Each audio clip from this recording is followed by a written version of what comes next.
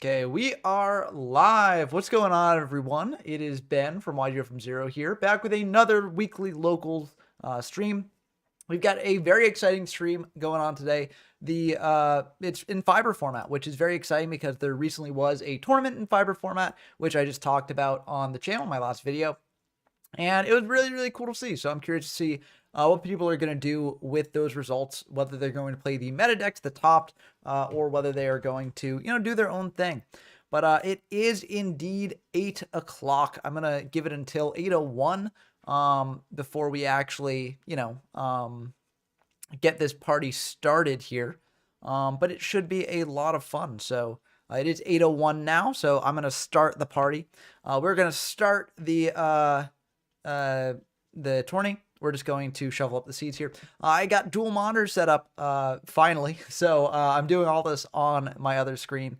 And then we'll dive into the stuff. So I've got the bracket up here, and so it looks like we got a bunch of good games going on. We got Williams Games versus Dump Truck, Chef Steph Curry versus Blah, 46 consecutive Jimmy something versus PJ After Darkness, Hylian versus Soul.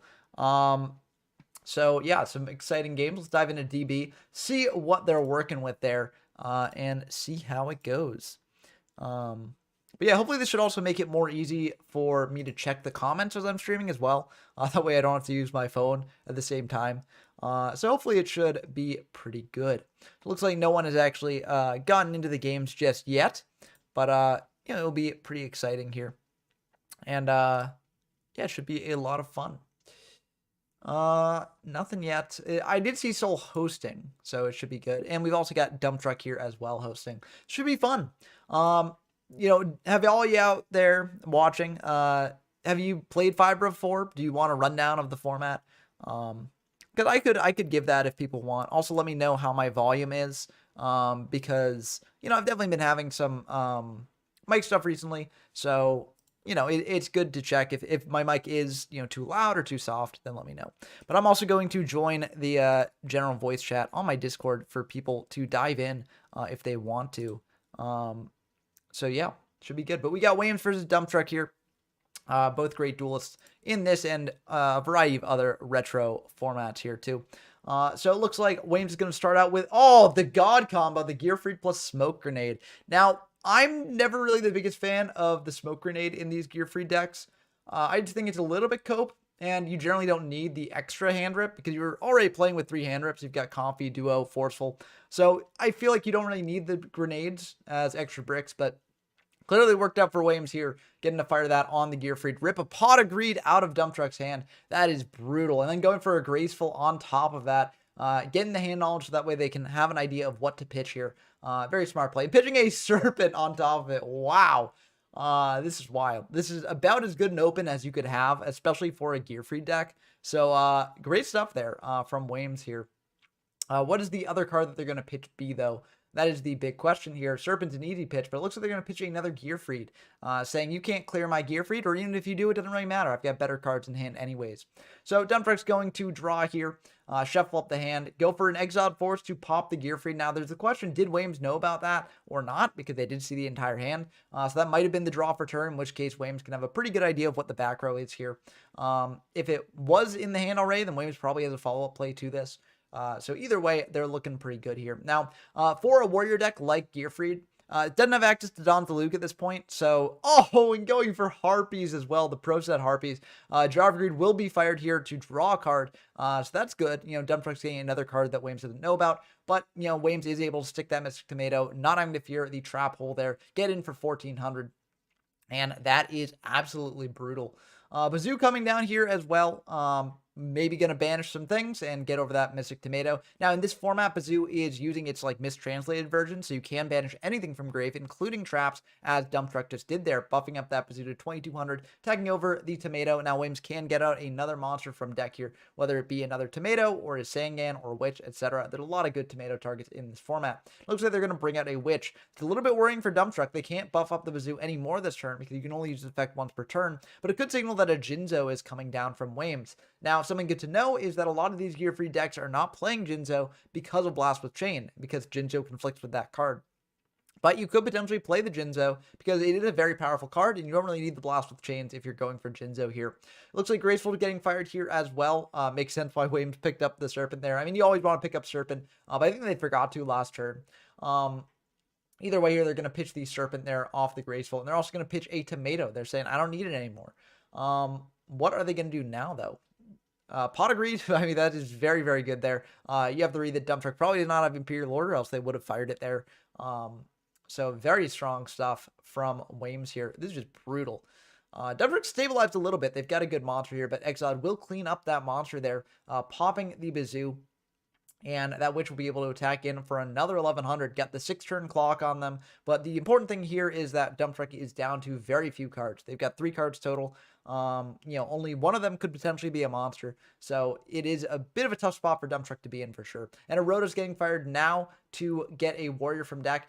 I generally am in favor of going for Rota later when you know what your opponent has and what you can sort of pick out here. But that might be Williams' last warrior target, right? There aren't many good warriors to fit into a warrior toolbox in this format.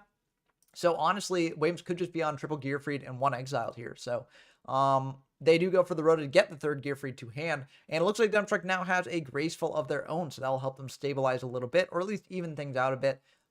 It's a bit awkward because Graceful isn't a +1. So it's not like sort of advancing their card advantage here. But it is still pretty good at just, fixing their hand, making it so that way they can potentially deal with what Williams might have and getting rid of the worst cards for them here. So they're going to pitch a Bazoo and a Lily. Lily's kind of an interesting pitch, but I get why you do it. If you bring out Lily to attack the Witch, then Williams can search out a Tomato, attack the Tomato into the Lily, and then bring out something else. And then you're sort of bleeding out life points, and you have to basically let the Lily die. So I guess it makes sense why Dump Truck would pitch that here. Makes me wonder about the set is, though. Set could be like a Magician of Faith to grab back a powerful spell. We'll just have to find out. See what it is. Dark Hole coming down here. That's going to be pretty good unless the set's like a Sangan or something. It was a Fiber Jar. Fiber Jar would have been a great way to recover from this situation. But unfortunately, that Dark Hole cleared that. Now Fiber Jar's engraved, and there probably isn't a really good way for Dump Truck to get back Fiber Jar. It's not really likely that they're playing something like Shallow Grave, for instance.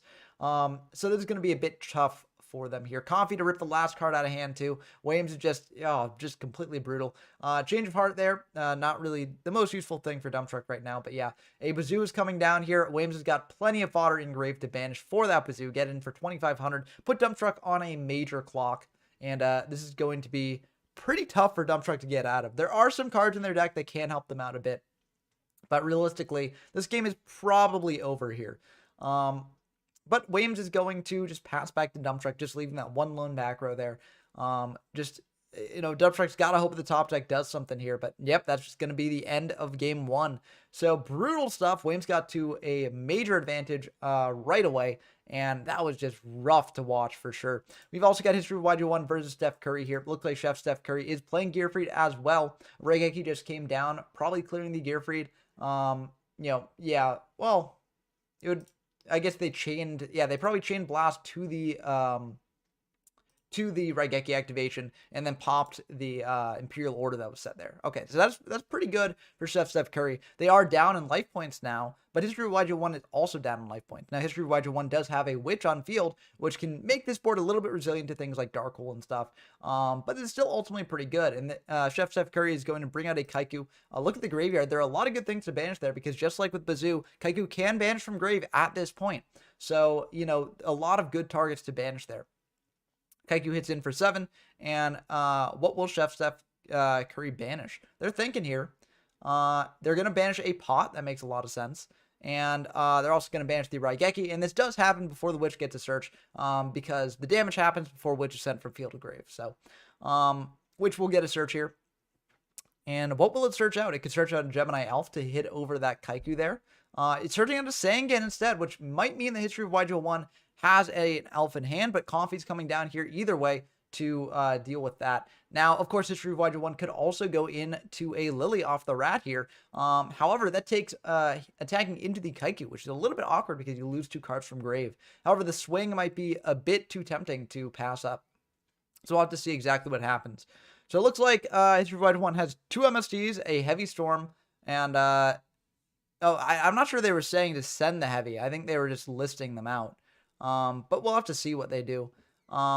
exiled, and Sangan. So I don't think that, yeah, I don't think it, I mean, I don't know. They might be pitching the heavy, but yeah, exiled is definitely the right pick here. I mean, like, I guess Steph Curry could have had a handful of back row, but like, I have the read that they probably don't. I mean, I just jumped into this game, so I don't exactly know, exactly, the score, but, that would be my guess. It looks like History Wide One's going to switch the rat to defense, set one, and pass back to Chef Steph Curry. That set, maybe the Sangan could also be a flip monster drawn off the top, like a fiber jar or something. Mystic Tomato coming down here, and Chef Steph Curry is going to, what are they going to do? They've got a couple different choices here. They could hit into rat and then, threaten Tomato crashing into more rats here to try and win that recruiter war. A little bit awkward because then the rat can get a Lily, but, History Wide One could have done that anyways. Looks like they're just going to attack into the Sangan. Sangan will get a search here. What are they going to search out from deck is the question. Bit of a tricky choice for sure. I mean, Lily could go hard. It looks like a Moth is going to get searched. But the only spell engrave is Rhoda, which is not really the best. So kind of awkward there. Kaiku attacking into the rat. Rat gets a search here. I think, honestly, this is a bit of a misplay on Chef Steph Curry's part. I think they probably should have gone for Kaiku into the rat first, because then, you can basically change your play based on what History Wide One gets out, right? Like, if they got out Lily off the first rat, then you just crash Tomato into it.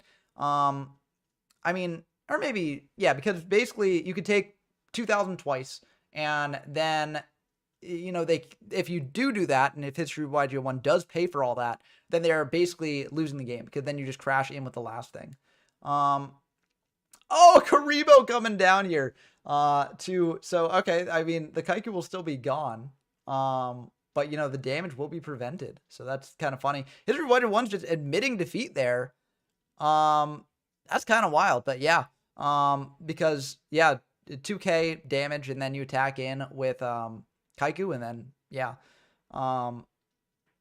I mean, yeah, it's not quite the end of the game, because you just let the Lily die, right? You just let the Lily die, set them off, and you're still alive, right? Depending on what Chef Steph Curry has in hand. So it wasn't quite the end of the game, but it was very likely not going to work out for History of Wide One there. So, yeah, I mean, I don't know. I think you probably could have stayed in for a little bit longer, but yeah, it wouldn't really matter there. But yeah, Karibo, the spicy tech showing up for Chef Steph Curry there. They've been cooking. They cooked well. So let's see what Soul versus Hylian has to show for us. Looks like this is also in game one, and we've seen that Hylian's gone through a lot of really good cards here. Pot, Graceful, Snatch Change, TT, Mirror, like a lot of great stuff. And Soul's playing a bit of an interesting deck with Last Wills, with Tomatoes and Exiled Force, etc. We saw in the LOD locals from the other week that, the Last Will engine is very good with Exiled Force. Now, Exiled Force is at one copy here, so that does complicate things a little bit. But, it could still be worth considering in this format, especially when you can just crash Recruiters in, go for Wills. I mean, we've seen Soul play that in Treasure format and do very well with that there. So it could definitely carry over to Fiber. Comfy getting fired, ripping a card out of Soul's hand. We see the hand is Change, Goblin Attack Force, Jinzo, and Marauding Captain. Very interesting hand there. I think of these, it really depends on what the back row is. But I don't think you'd ever take Marauding. Yeah, because if you rip the Goblin, then Marauding is a lot less useful. So you'd probably take either the Goblin Attack Force, the Change of Heart, or the Jinzo. Change of Heart plus Jinzo is really awkward here. Going for Reborn. Oh, is this going to push for lethal damage? Going for a Goblin Attack Force there. I mean, yeah, this does go lethal. Why don't... I don't know. They should have definitely sent Jinzo there, I think, because Jinzo would have won the game. Could you Reborn Jinzo and then you shut off Mirror Force if they've got it? As is, if Soul's got Mirror Force now, then, I mean, Hylian is still definitely in it, but, like, Soul is saved from defeat. So, MST getting fired on the back row just to get a peek as to what it is. It's Blast. No, don't chain it. What are you doing? I assume they're not chaining it, because chaining it is just a throw here. Because if you chain it to the MST, it has to pop a card on the field, and the only card left on field is Bazoo or Goblin Attack Force. So There's no way that they're equipping it here. It is relevant. It is relevant, but you know, it realistically, you would not fire it here on your monster. Like that would because there's no benefit for you to do that, and it actually is a detriment because yeah, it pops your monster. So yeah, not equipping is the right thing to do there. And very, very exciting game one. So we're seeing a lot of very interesting stuff. We see a lot of Gearfried, which makes sense given that Gearfried won the last tournament there. And is it just those 3 games going on? It looks like there should be another game between PJ Arts of Darkness and Jimmy Bob there. Okay, or maybe Hoy. Is it? Oh, that game already wrapped up. Wow, okay. So it looks like PJ won against Hoy, or against Jimmy Bob there. So that will go into the records there. Let me just check if any other games have wrapped up. Okay. Rip. Okay, it looks like Jim Bob might not have known that the locals happen all at once. So yeah, quite unfortunate, but it does happen sometimes. So yeah, but we can't hold up the whole tournament for it. So next time, you know, they'll be here and play in the locals. I think they've done locals before, so maybe it was just they got busy and they, you know, forgot or something like that. You never know what happens exactly. But anyways, we're going to go into game one here. PJ is just going to start off with a simple set pass, which can be quite a formidable board in this format. Graceful, of course, coming down from Hoy. Graceful is semi-limited in this format. It's one of the few formats where Graceful is semi-limited. Graceful being semied is, like, brutal. Like, I think it's just rough. I like Fiber format. I think Fiber format's fun. There's nothing to balance it out like Fiber Jar, right? But I think in general, it just can lead to like non-games. If you like Graceful into a Graceful or a pot or something, and then you also draw into IO or something, you shut off your opponent's Gracefuls and pots and things, and it is just brutal. So it definitely does cause going first to be much, much better. But it looks like Fiber Jar was set, so that will sort of diminish the advantage that Hoy might have gotten there. Now, Hoy could potentially draw into a hand rip, which would be pretty rough for PJ here. But either way, PJ will have, you know, an open board to attack into next turn. So very, very good play on PJ's part. I think that like turn 1 setting Fiber Jar may seem weird to a lot of players, but sometimes you just got to go for it. And sometimes it really works out. Painful getting fired for Hoy here. So they're sending the 3 hand rips and 2 other unknown cards, but it'll be interesting to see exactly what they send there. A lot of good options for what to send. They could just go for things like Jars of Greed. If they're playing those, they could go for other things too. Of course, there's the classic, you know, you send Serpent off Painful as well. I'm generally not the fan of sending Serpent in additional like hand rips or other powerful cards, because in general, you want to make Painful a painful choice for your opponent, right? And if you, okay, well, there's the Serpent. So whenever Serpent gets sent, there's no reason not to give your opponent Serpent unless PJ had exactly Kaiku in hand to banish the Serpent. So like, I don't know, either way, it's like, it's kind of an awkward spot for you because your opponent's doing pretty good. But that's just my opinion of it. After playing a lot of these formats where, you know, Serpent eventually gets really good in certain graveyard, you know, recursion strategies and like discard strategies, right? Like when decks start abusing Raigeki Break and things like that, then Serpent is definitely a more reasonable choice, especially if you're also setting Chaos typing. But in this format, like in general, it's not like the best thing in the world. But Goblin Attack Force coming down here to hit in for 2,300. And that does indeed connect. Goblin switches to defense now. And will PJ back it up with anything? Going for Graceful now. Figuring that Goblin was the best move, and also this baits out like spell and trap removal, or not spell and trap removal, but like removal of some kind from the spell and traps. So if that set is like, I don't know, a TT or a trapple or something, baits that out. Pitching a Fiber Jar, saying, I don't need it. I'm in a good enough spot where Fiber Jar unnecessary to me right now. So that definitely is a very interesting choice there. But yeah, pitching a Fiber Jar and a Rhoda as well. Say I don't need the filtration with Rhoda. I don't need the deck thinning. And yeah, Pot also coming down there to draw deeper into the deck. So PJ's in a pretty good spot here, all things considered, I'd say. And it looks like they're just going to pass back to Hoy. So maybe not much back row to commit.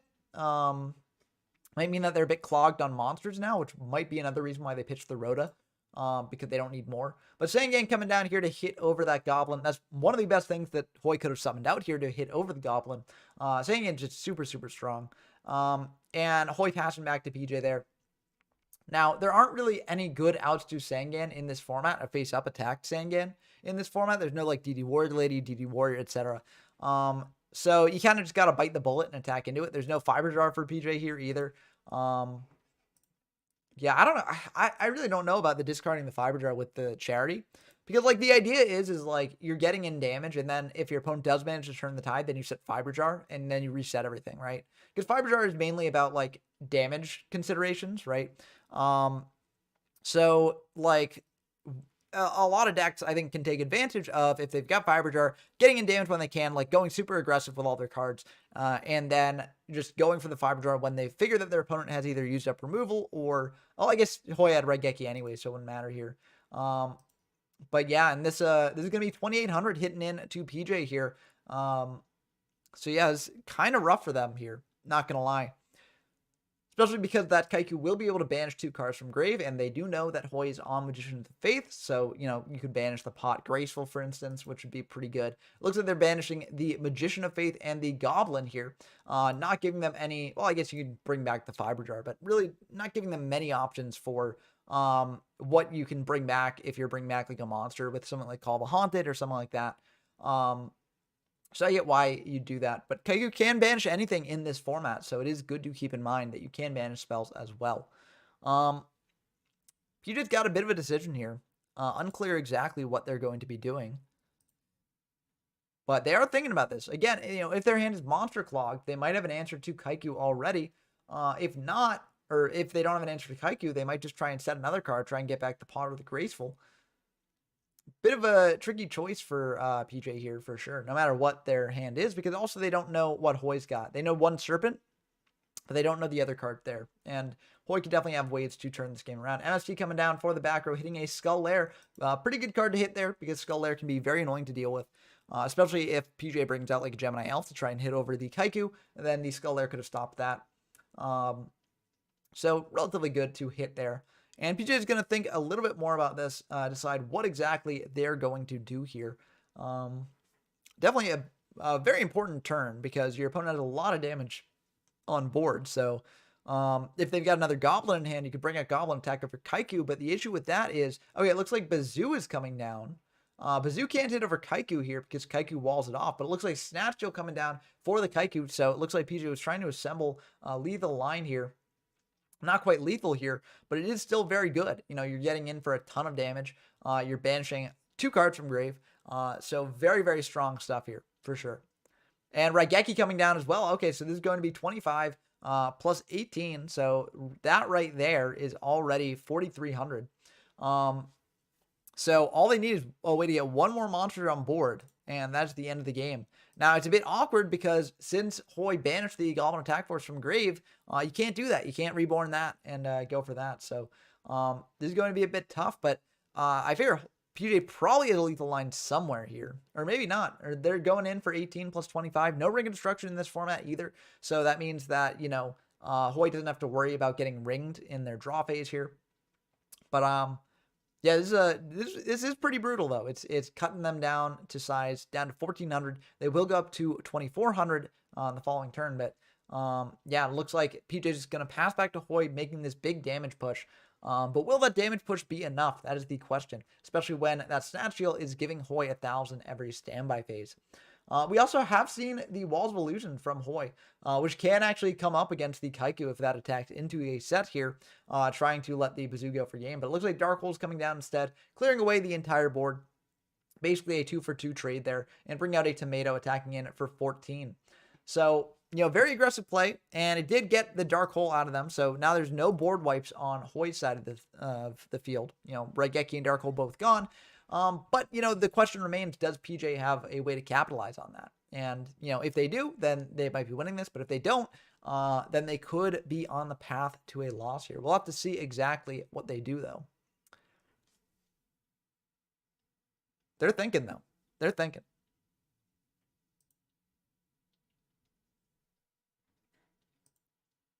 They're thinking hard. I mean, this is a format where like you do have to think a bit about things. Like it is, I think, like if you haven't tried Fiber, Fiber is a very obscure format because it only really rose to prominence once I started featuring it on my channel. And when I say prominence, I don't mean that it like got famous. I mean that like, you know, people started playing it and, you know, now there are monthly tournaments for it and things.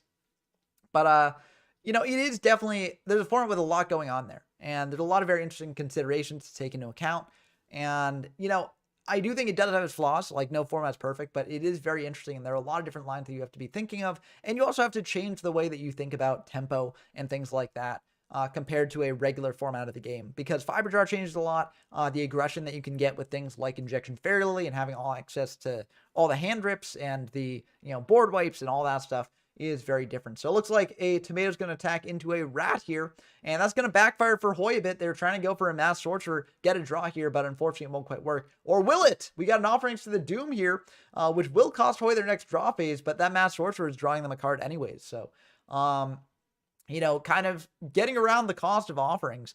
Very interesting play there. Very cool stuff. And sending another there, not afraid of heavy, might mean that the back row is draw spells like Jar of Greed or something like that. Might mean that, you know, there's not afraid of heavy at all. But this is definitely a very, very interesting board for Hoy. And this is threatening to make a major push next turn as well. Now, one thing to note about Offerings is that it has to be a face-up monster that it targets, which is why Hoy had to attack into the Rat before going for the Offerings. But it worked out really well there. Hello. Hello. Okay, it looks like we've got 2 games wrapped up there. So it looks like Dump Truck lost to Wames and Chef Steph Curry won against Blah. So I'll put those in there real quick. And one guy guaranteed to beat me. How fun. What? Main deck Karibo. I was trying Hayabusa OTK, but he yeah, has the main spice. Deck Karibo. The spice with the Karibo, that was big in that game we saw. Forcing you to pay for the Lily and then going for that Karibo. Oh, brutal stuff. But it's cool stuff. It's cool to see people experiment with things like that.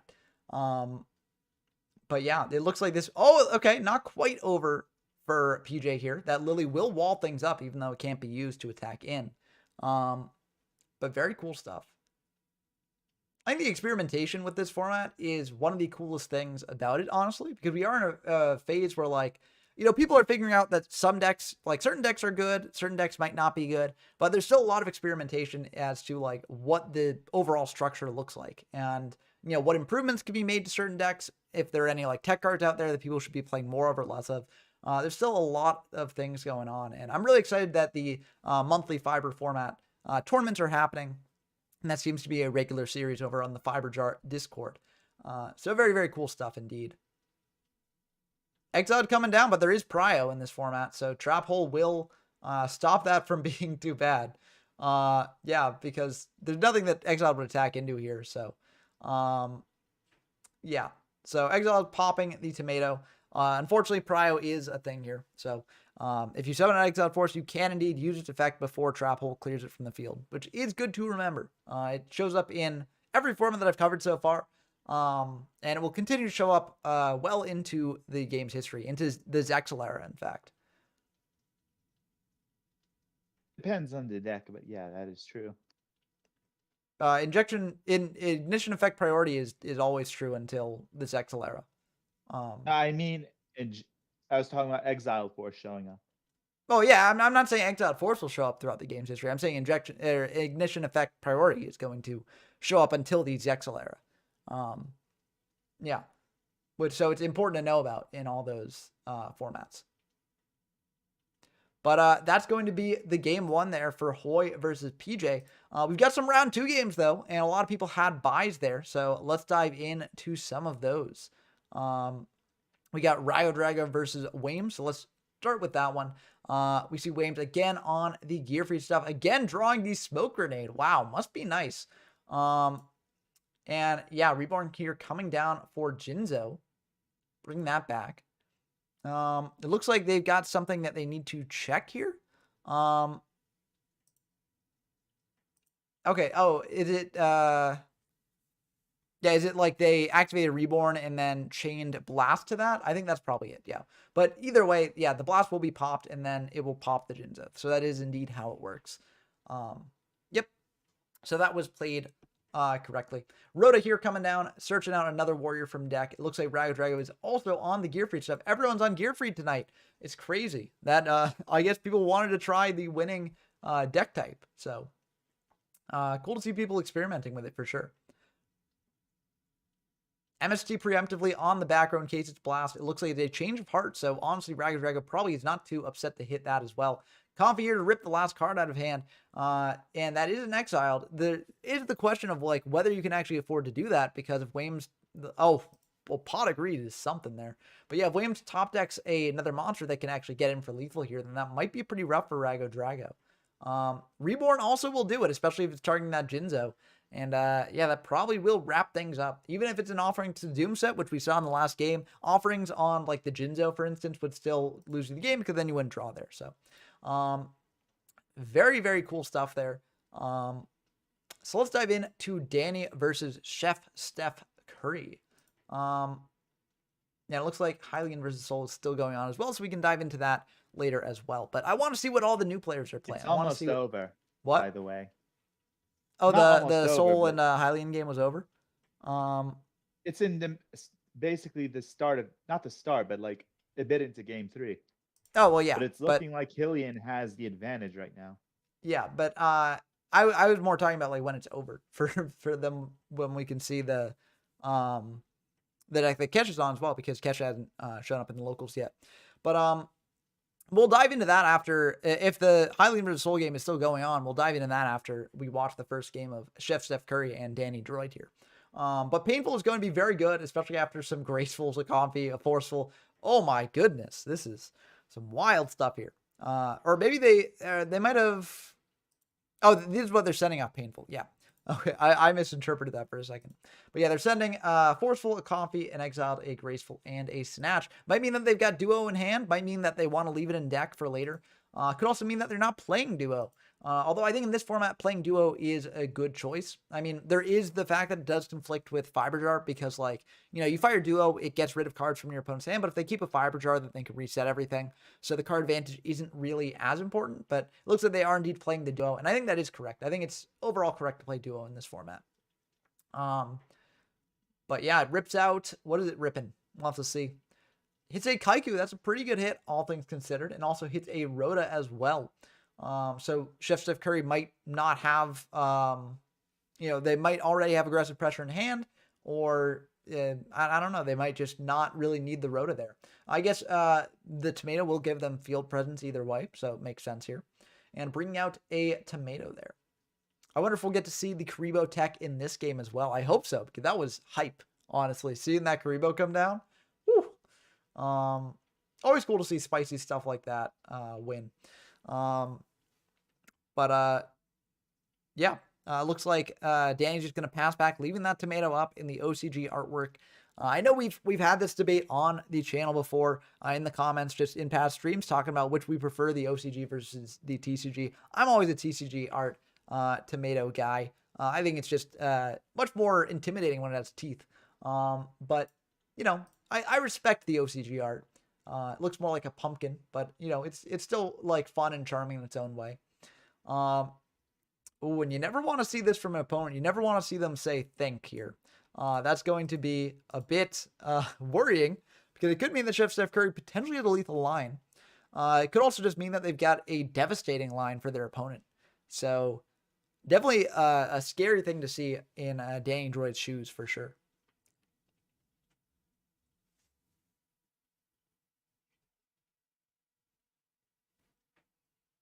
Yeah. But they're thinking here.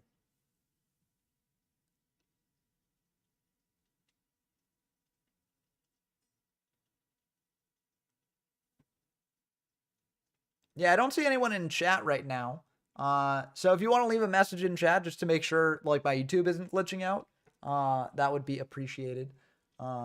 Just to make sure that we are indeed getting comments here. Or at least that I can see comments if they're left. Okay, there we go. That one. I do see a comment. Thank you, History of YG1 and Genin. Okay, I just wanted to make sure because I've had issues with that glitching in the past.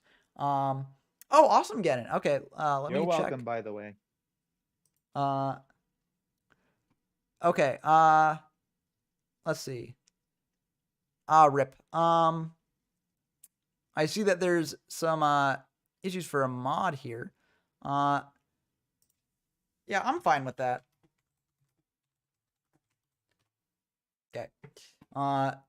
Mod thing solved. So there we go. And okay, it looks like this is a really big turn for Chef Steph Curry here, going in for a lot of damage. Not quite lethal damage here, but it is dropping Danny down to 100, which is very scary. The Snatch will give them back 1,000 next turn, but this is still rough because you know, you're below Lily range, so you can't use that if you draw it.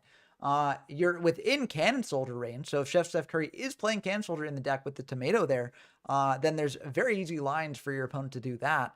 So definitely a tough spot to be in for sure. And I think oftentimes, like, it is very good to acknowledge when you need to go for this push that doesn't quite kill your opponent, but drops them down low enough where they're really limited in what they can do.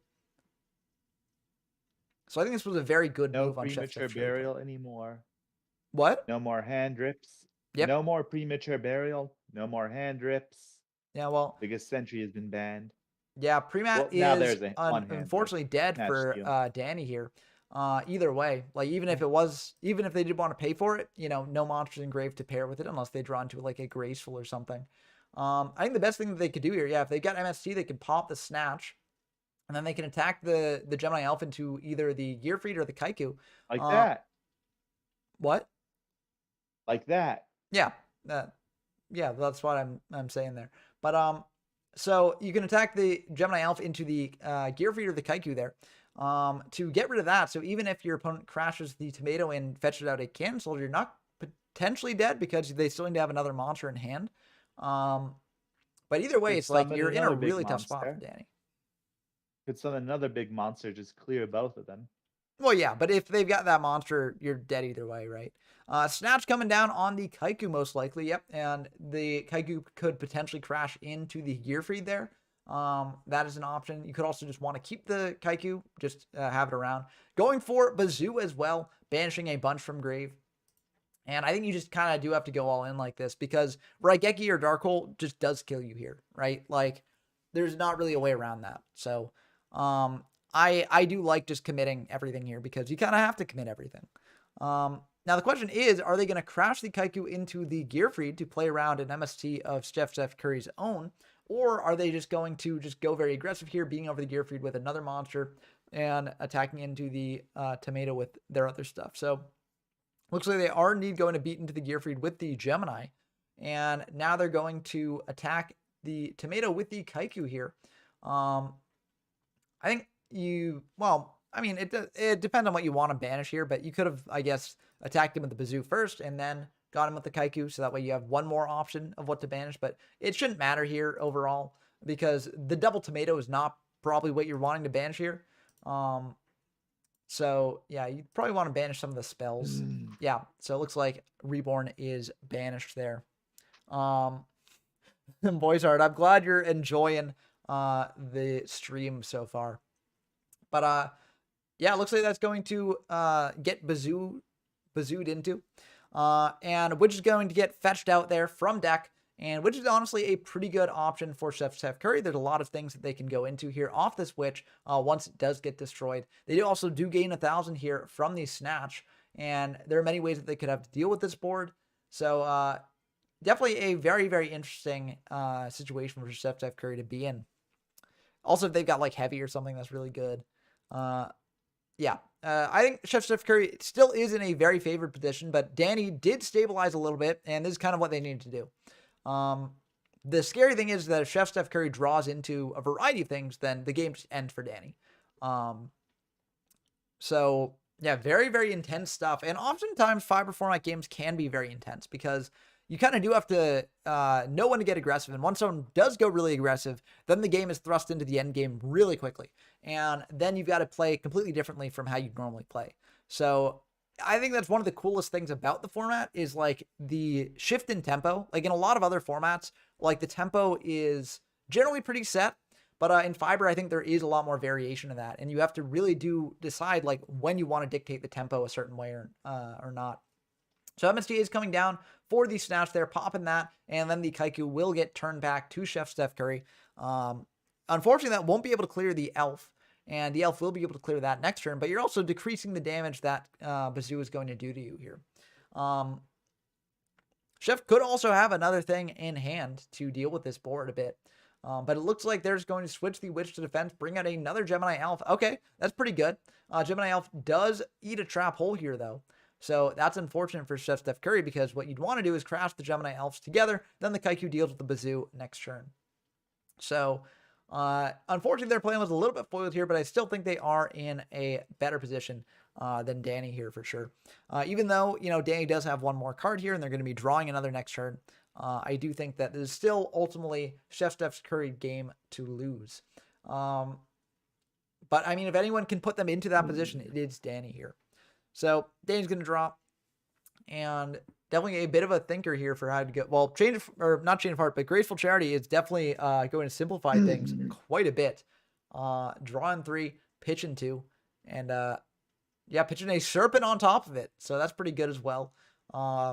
Pitching a Bazoo as well, because Bazoo can't operate under Kaiku here. And also, if you've already got a Bazoo, you don't really need another in hand.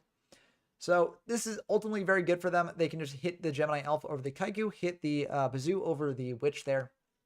The awkward thing is that Witch then gets a search, but you know, you do what you have to. Kaiku also coming down here, so that'll be able to banish some cards from grave too. So looking pretty good for Danny here. Again, though, a board wipe will indeed end the game for them most likely. So especially because they do get a search off Witch here, so a lot of different things that you can search. So it looks like they're going to search out a Lily. Yeah, Lily's probably one of the best things that you can get here, because Lily can attack over any of these monsters, well, except for probably a Bazoo that they pump up in main 2. But yeah, and then deal the winning amount of damage. So definitely a very rough spot for Danny to be in. They probably have to have some form of ways of stopping the Lily, or else they wouldn't have done this play, because otherwise, you know, they're just losing the game here, right? So looks like they're gonna they can't switch the Bazoo. Oh wait, did they attack him with Bazoo? Yes, they did, because they banished from grave. So yeah, they attacked in for 18 there. And yep, so you can't switch the Bazoo to defense, so it is all over here. If you don't have a way to stop the attack, which they very well might not. Bazoo's going to bump up to 22. It looks like Dan's just going to set 2, pass back to Chef Steph Curry. Is it a bluff? Is it something real back there? I think both players are in a spot where, like, the next turn will basically be the game, right? If one of those back rows is live and can stop this Lily from coming down, then Chef Steph Curry's probably going to lose. If it's not, then Danny Droid's probably going to win. So, yep, there we go. Mirror Force clears the Lily. So it's very likely that Chef Steph Curry is dead here. But man, if they are, what an intense game. Really back and forth. A lot of great plays from both players. And yeah, I mean, Chef Steph Curry, they've just got to set what they got, but they don't have anything. So that's just going to be the end of that game. Very intense stuff here for sure. Let me just check if, okay, it looks like Wames lost to Food. So I'll put that Quick in match as well. Okay. And it looks like the game with Soul and Hylian is still going on. So let's dive into the end of that. Wow, very intense stuff here. One player down to 15 cards in deck, another down to 31 cards left in deck. So, you know, one is definitely going through their deck a lot quicker than the other. So, yeah. Very, very intense stuff. That Cannon Soldier will also make things very interesting depending on how they use it. Unfortunately, Marauding is not sort of blocking the attacks of anything here. because it's all warrior stuff. It looks like there's some dispute over Last Will ruling. Now, Last Will in this format is the broken version of Last Will. It's the version that you can use in things like Reaper format, where basically you can activate this before or after the monster gets sent, and you can also bring it out when you basically choose when to bring out the monster after your monster is sent to the graveyard. So, yeah, so Soul can choose when to regard it. So, as long as its condition's been met, you can activate it at any point in that turn. So very, very interesting stuff with Last Will, and very important to know about if you are playing this sort of thing. But yeah, it looks like in the game. So we saw Wames resolve Smoke Grenade a couple times in some of the other matches here. And it looked like they actually resolved Smoke Grenade twice against Food, but Food was still able to win the match, which sort of just, it's part of why I'm not really the biggest fan of Smoke Grenade. Like, it's an extra hand rip, sure, but like you're already reaching like a critical mass of hand rips. So like, do you need the Smoke Grenade that's only a conditional hand rip? Like, I don't really think so, but it's the same problem as Trap Dust Shoot, just a format later. You don't need so many of them. exactly, which is why people don't really play Dust Shoot and things like Yata. So it looks like Lily is coming down here, and that will be able to attack into one of these monsters here. Looks like Mirror Force is gone, so it's fine just to do this math now, I guess. But that's going to be a pretty major blow for Soul if they don't have a way to stop that, and they're going to take 2,200. Now, the risky thing is for Hylian is that they're also at 2,800 now. So Soul potentially has ways to force a Cannon Soldier resolution that will end the game here. But we can look at what Soul doesn't have engraved. We see Change of Heart's not there, Snatch Steel's not there.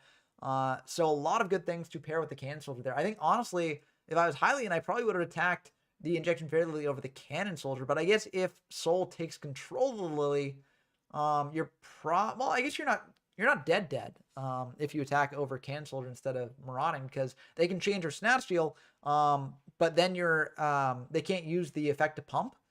So like you're still alive. You're barely alive, but you are alive. So yeah, is now, the Change of Heart plus the Cannon Soldier is really good here, and can I mean, this will be the end of the game here. This is yeah, it's 28 exactly. Mirror Force is in the graveyard, so unless that's Scapegoat, yeah, this is definitely the end of the game. Yep, there we go. And that is the end of the game. I think, like, okay, it looks like Scapegoat does come down, but I was here anyway, so it doesn't matter. Yep. Yes. And yeah, that'll be the end of the game. So I think, I mean, yeah, I think Hylian could have potentially still been in this game if they hadn't made this play. They wouldn't have been able to use the Lily effect, so it definitely would have been not like a slam dunk victory. But they definitely would have been in this game. So I think that was actually a pretty major misplay there. But it does happen in these formats. And sometimes, you're just considering getting in the damage as opposed to exactly going for other things. That's why. Yeah, and even if it wasn't exact lethal, this would still be 1,500 damage off Cannon Soldier in addition. So, yeah, that will be the game there. So Soul will move on to the next round. But yeah, very intense games. It took a while for that match to wrap up. It was very, very intense. Yeah. Awesome stuff from both players. I think that was Hylian's first locals, so glad to have them playing in the locals. I think they've played the locals before. Yeah. They said this was their first. They played in the tournaments before, but they haven't played in locals. True. So let's dive in to, let's see what other games are going on. We got Danny Droid versus Steph Curry. Let's see how this one's going. And then this will lead into yeah, so it looks like the two games going on right now are this one and Kesha versus Soul, which will start soon. But we'll jump into that once we've finished up with this one here. Looks like we got Witch on Sangan action. So Sangan's going to get a search for Steph Curry. It looks like this is still game 2. So I assume that a Fiber Charge resolved here over the course of this. But maybe not, because it's still, very early life point totals. So I guess the Soul and Hylian part of the match that we did see was a bit short. So it does make sense that this would still be going on in the early game of game 2 here. But yeah, it looks like Steph Curry's going to set one, pass back to Danny. A lot of good potential cards that set could be. and Exiled Force is already gone. Change of Heart, though, going to suck that up. So if that is a good flip monster, then Danny gets to use it before Chef Steph Curry does. We'll have to see what it is, though, here. They might be debating. Okay, it looks like they're just going to tribute that for a Jinzo here. So very, very good play. Shuts down Chef Steph Curry's traps, deals with a monster that is very annoying to face, and also gets in for 3,500 damage here. Brutal stuff. This is pretty rough for Chef Steph Curry. A tough position to come back to, especially because if they do use a board wipe on this board, it clears the Witch, which then gets Danny another search. So, you know, Danny can search out like Injection Fairly, depending on what they've got. They can search out Bazoo. A lot of different ways for them to get really aggressive here very quickly. And with Chef Steph Curry around half life points, that's going to be a bit tough. They're thinking, and I think it's a very important moment to think at. Yeah, because it is very scary. Now, we do know Chef Steph Curry is on Karibo in Game 1. Will they be on Karibo Game 2? That's a good question. But if they are still on Karibo, then they've got a little bit of a layer of security there. But you still don't want to be that far behind on life points in this format, even if you do have Karibo to block one of the blows. So very tough stuff here. Very tough stuff indeed. They're thinking hard. Because it is a tricky spot to be in. The fact that they're thinking about this could indicate a variety of things.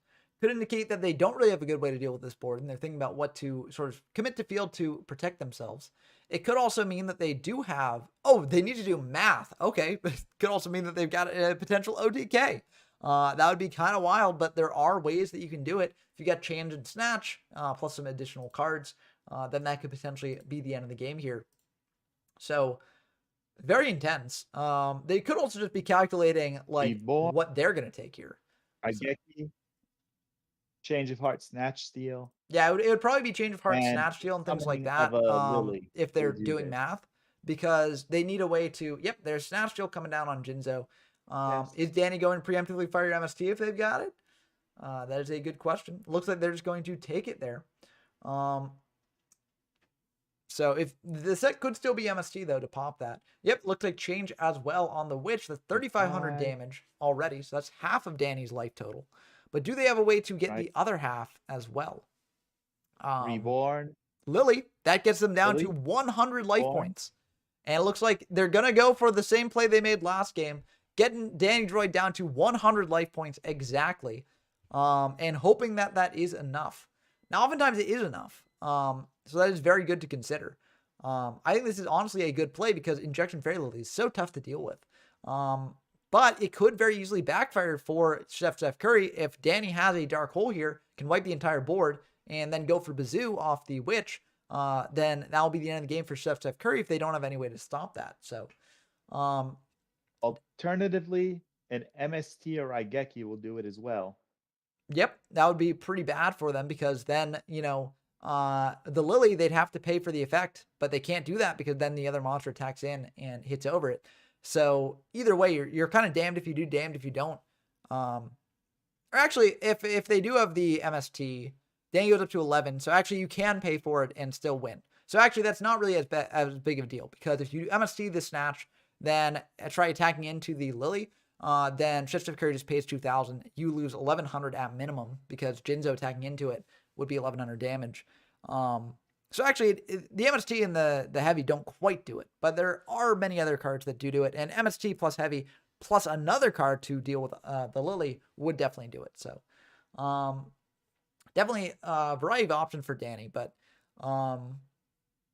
yeah, definitely a very interesting board state. And we sort of have seen this before early on in last match. Dark Hole.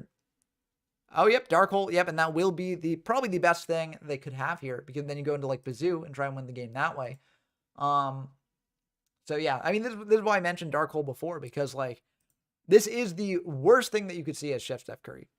Dark Hole is the best way for Danny both to clear Chef Curry's board and also get another threat to deal that last bit of damage potentially.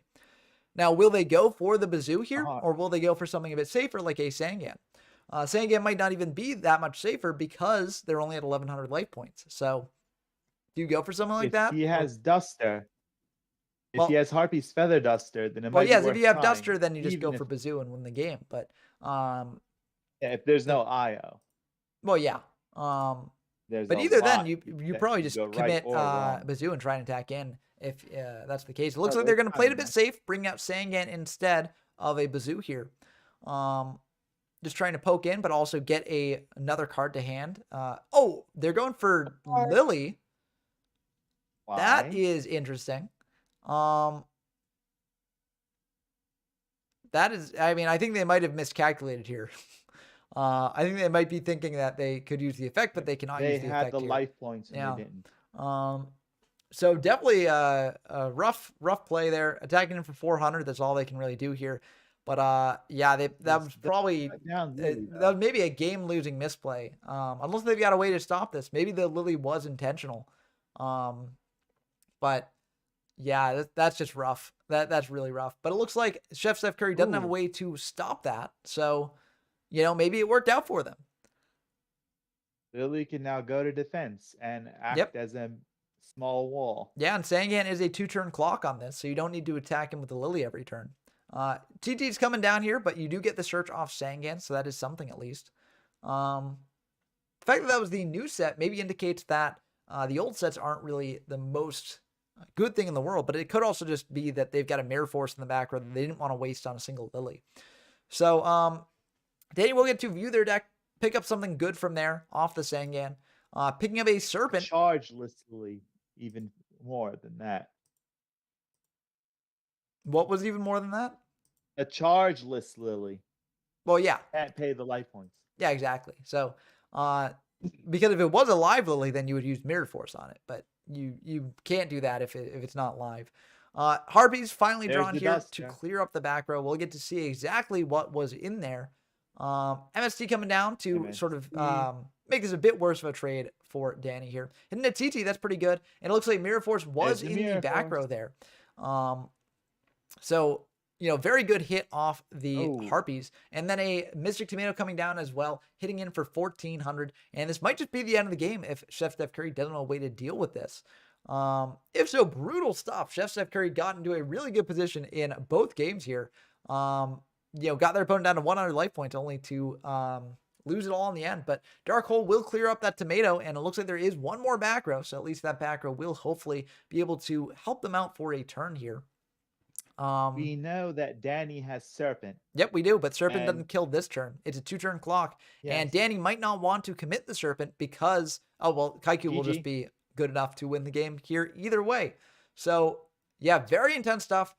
Very, very interesting games for sure. These were so close. It really came down to 100 life points in each game, and that is wild to think about. But Danny will indeed move on to face Food in the next round. But super close both games. That is exactly right, Chef Steph Curry. Very, very good stuff. We're going to be diving in to the next game we got here. So that should be between Kesha and Soul. So let's check that out. It looks like Soul won the first game here. Seems like Kesha is on a light deck. That is kind of wild. Yeah, and Air Knight Parshath is out, I believe. Yeah. Is it? Legacy of Darkness. Yeah, okay. Legacy of Darkness, yeah. So this deck's trying to take advantage of Air Knight Parshath, apparently. And that is very, very cool to see. Looks like Thunder Dragons as well. So we got a light deck here. Of all the sort of types or attributes in the game that you can make into a deck from Legacy of Darkness, Light is one that not many people focus on because, the big things are Warrior, Fiends, and Dragons. But it is cool to see Parshath get to see some play here and draw Kesha a card. Now, Soul will also get to search a card with Sangan, so that is good to keep in mind. But, this is still a formidable board on Kesha's part. Looks like Soul's going to search out a Witch, but even that Witch, can wall up for a turn, but the Parshath hitting into it is going to be very annoying for Soul here. So it looks like Kesha is going to just set one, pass back to Soul. The field spells are also things that we don't really see many people playing with, just because they're cleared by MST, they're cleared by Harpies, Heavy, etc. But, it's cool to see Kesha bring that to the forefront here. Darkhold to clear both the Parshath and the Witch. Now, at least Kesha will be able to search out with the Witch, and you can search Parshath if you do want to go for that sort of thing. It looks like they're going to search out a Sure Priest instead, another very interesting light monster. Spirits are another card, sort of type of card that got introduced in Legacy of Darkness. So it is kind of cool to see people experimenting with that as well for these fiber cards. Looks like Rhoda's coming down, so that can search out a variety of targets. Given what we saw of Soul's deck in the last game, it will probably search out Marauding Captain here to just get super aggressive against Kesha here. Bring out a monster for 1200, bring out another monster from hand, and then you're off to the races, just getting in for a ton of damage. It looks like Marauding will indeed get searched out there. Marauding will probably come down here. I figure that's why you go for a reinforcing the army there. Otherwise, you might just save the Rhoda, unless you've got more Maraudings in hand. And if you got more Maraudings in hand, you might as well go for the Marauding lock. But it looks like they're just going to go for a Rat here, attack in for 14, or at least attempt to, and that will go through. So playing around Mirror Force potentially, but if you've got if you've got Witch in hand, then might as well go Marauding into Witch, attack in for 23. I don't know. I feel like they maybe could have played that turn a bit differently, but they know what they've got better than I do. So, I definitely could see this being the right move. Looks like Snatch is coming down on the Rat. That's generally something that you don't want to do unless you have a way to convert off that Rat, but we have seen Thunder Dragon in Kesha's grave, so they do have Thunder Dragons to do that with. So this Thunder Dragon's 2100 will be able to attack in for quite a bit. And beefy and physical thanks to the field spell. Yes, the field spell is pretty good here, buffing up that Thunder Dragon there. And Scapegoat will get fired, but Assure Breach will be able to deal with that next turn. So that is a pretty good thing to keep in mind for next turn. They didn't want to bring out the Assure Priest and the Rat, I assume, because they didn't want Soul to get out Lily here. And that's also why you potentially don't go for Marauding, because you know by the Assura, and Assura can beat over Marauding and your Witch. So, yeah, tricky stuff for Soul here for sure.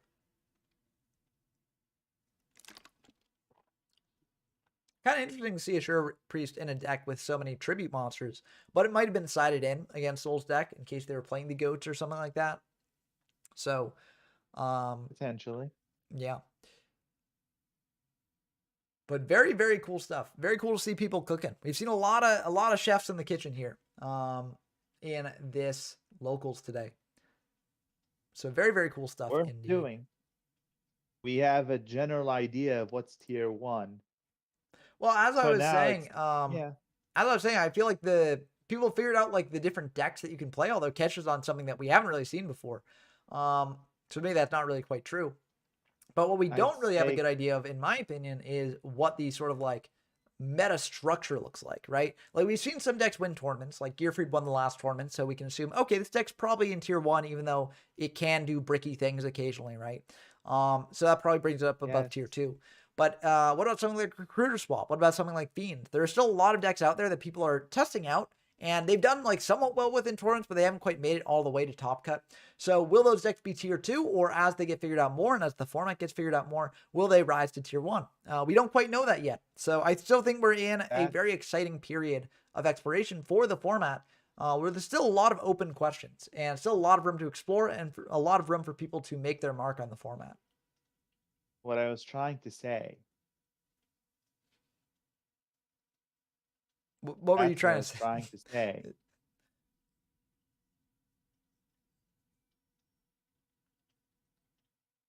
If you're saying something, it cut out. So that's what I was trying to say. Oh, that's what you were trying to say? I thought you were saying that we know the tier 1 and tier 2 decks. No, I say we know tier 1. No, I'm saying we don't know tier 1 yet. I'm saying that it's still sort of mapped out. Like we know some decks that are probably in tier 1, like Gearfried is probably in tier 1, although I could potentially see that dropping down to tier 2 in the future. But for now, it's definitely in tier 1.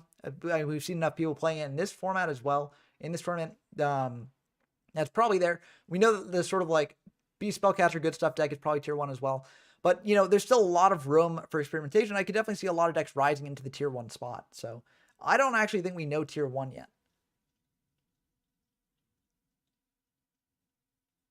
For instance, the deck that Soul's playing, I think this could potentially be tier 1. Like this isn't quite Recruiter Swap or it might be. We haven't seen any swaps from them yet.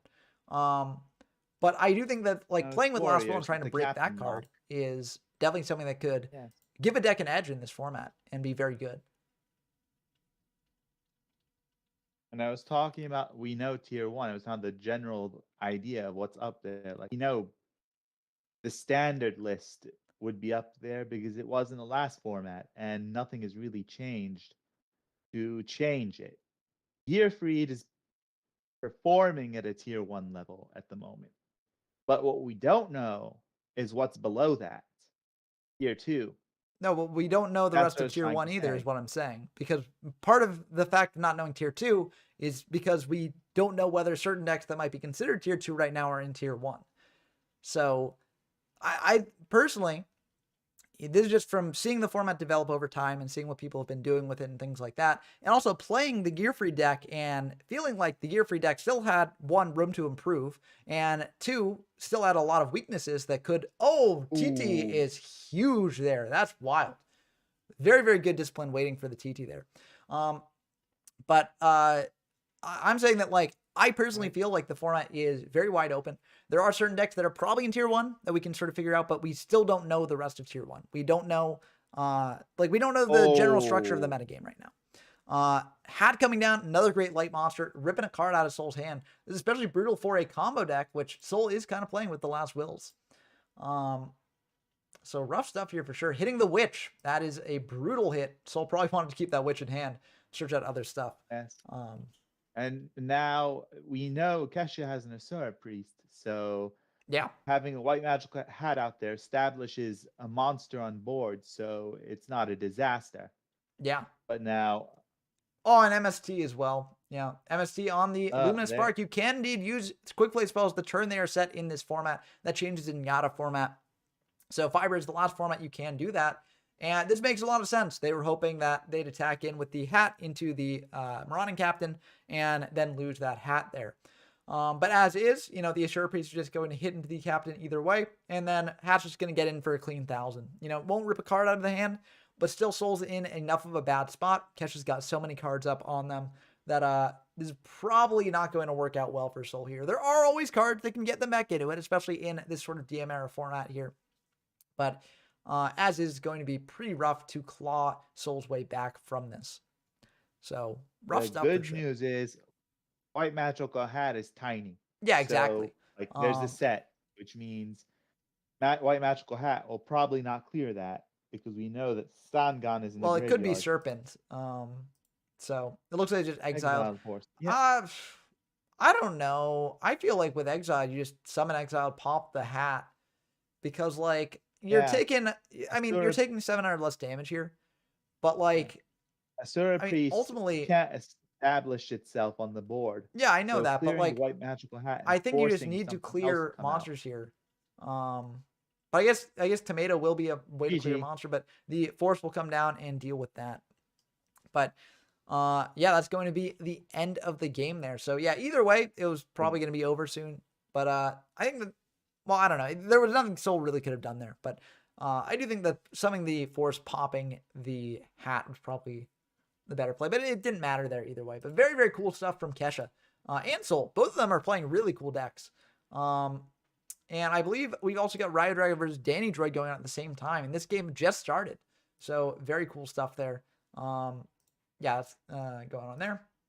So yeah, it looks like a lot of cards have been gone through on Danny's side of things, and a lot of them have been gone through on Soul's side of things as well. But yeah, it looks like Danny's in a much worse spot here. They're both relatively the same amount of cards, but Danny's down to 3K, and life points matter a lot in this format. That's always something very good to remember in this format, that life points really do matter. So generally in the DM era in general, yes, but especially in this format, resource. Yeah. It's especially in this format because you can't really quite do as many life points as a resource type things in this format, given how explosive it is. It's kind of like, there are certain formats in DM that are much more aggressive than a lot of people would think of for the DM era. Like Vampire format is another format where you get really, really aggressive really, really quickly. Yata coming down here. Very interesting tech here from Food. Hitting in for 14 or 1600 total, but also depriving Danny of a draw. This is pretty rough. If Soul has, or if Riot Dragon has a way to draw an out to whatever Danny commits here, then this will just be the end of the game. So pretty brutal stuff for Danny. But even if, even if all that Riot Dragon has is like attacking the tomato in, if that can clear that monster, then you've got Yata attacking in every turn, preventing Danny from drawing. Not Soul. I'm mixing up the games here. So then we'll get a search here, so that will help a little bit. But you're still not in the best spot. You need a way to clear that tomato. But even if you have a way to clear the tomato, you also need another thing in hand to stop the Yata. So rough stuff here for sure. I'm not sure what the best pick here, honestly, is. Maybe Yep, Fiber Jar. That's probably the best pick. Yeah. Thing to do. Yeah, that is that's a good one. That's potentially one of the only ways that Dan can get out of this. Although even after Fiber, you're in a really rough spot because like the life points will be preserved, and you'll go up 5 cards, but your opponent will also have 5 cards to potentially kill you with. So they're gonna set one very likely to be the Fiber Jar. It's the only answer he has, though. So yeah, hope no Raigeki. Well, Reborn's going to do it because Reborn brings back Exiled, pops the set. So either way, that's going to be the end of the game. But yeah, there is an argument here for not setting Fiber Jar because your opponent knows that you'll have Fiber Jar set. So like you set the Serpent instead to then get a draw. But like you're behind on cards anyways. You kind of want the Fiber Jar to resolve there. So yeah, I think setting the Fiber Jar is definitely the right play there. But yeah, the Reborn will out it. It was that or definitely lose. Well, again, like as I mentioned, there is a way of just, you set Serpent and then your opponent's not going to commit Yata into what they think is a Fiber Jar because they don't want to waste their normal. And like that's a very outside case. Like it's probably not going to come up ever. And it's very, very risky. Very, very sort of like, I mean, you've got to be willing to flirt with death there to actually do that play. But it is something that you can do and something that Food was probably also considering there. But like, I think honestly, if you're Food, you probably just summon the Yata anyways. Playing Thunder Nyan as well. 1900 beater to hit in here too. Very funny stuff. Light tribal. We're seeing it here. Very cool stuff. We saw it experiment with Yata and here as well. Colgate was a proponent for the deck as well. Yeah, but I don't think in Fiber. I think they were a proponent in Yata. But someone was doing light beat beforehand in Fiber, like Android, Fiber. I don't think. I don't think. Well, I don't know. Maybe Colgate was doing it in those. I remember Colgate doing it for Yata for sure because there was the really cool light meta deck that you get in Yata. But I don't think that was for this format exactly because there's no meta in this format. Previous light beat builds. Yeah, Jinzo coming down here. That's going to be able to beat over the Air Knight Parshath. Well, Raigeki will be able to just clear the board anyways. So, yeah, brutal stuff there. Getting in for 2,400, going very aggressive here. Might mean that Soul also has a Fiber Jar in hand. Might just mean that they don't want to deal with if their opponent has like offerings or something like that. Maybe there's been some tech on Kesha's side that we haven't seen yet. But either way here, brutal stuff. Kesha's gone through 2 Gracefuls as well with those Thunder Dragons, so they got full value off of that. Yeah, Soul's been having a pretty good time of it as well, it looks like. Currently, advantage in terms of pressure. That Jinzo, even if it's slightly fallen off a bit, not too much, but it's still really, really powerful. Yeah, I mean Jinzo is busted in this format for sure. Yeah, I'd say it's slightly less so. Oh yeah, every format that goes by, Jinzo gets slightly less busted. But like, I think that it still is definitely a card that most people should be playing in this format, especially because especially if you're talking about Gearfried, right? Something out of Jinzo shuts down that deck. So that's very good to keep in mind. Like, and even against non-Gearfried decks, you're shutting down your opponent's back row, which is very good. And hitting over a Nyan, those Nyans not doing too hot there, unfortunately. Which also attacking in for 11. Yeah.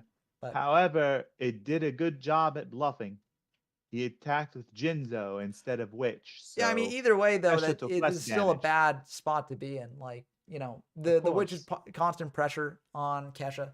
And so you don't need to take the risk of doing that. So even if Soul's like, and it maybe it's something that Witch can get over. You still attack him with Jinzo, right? Of course.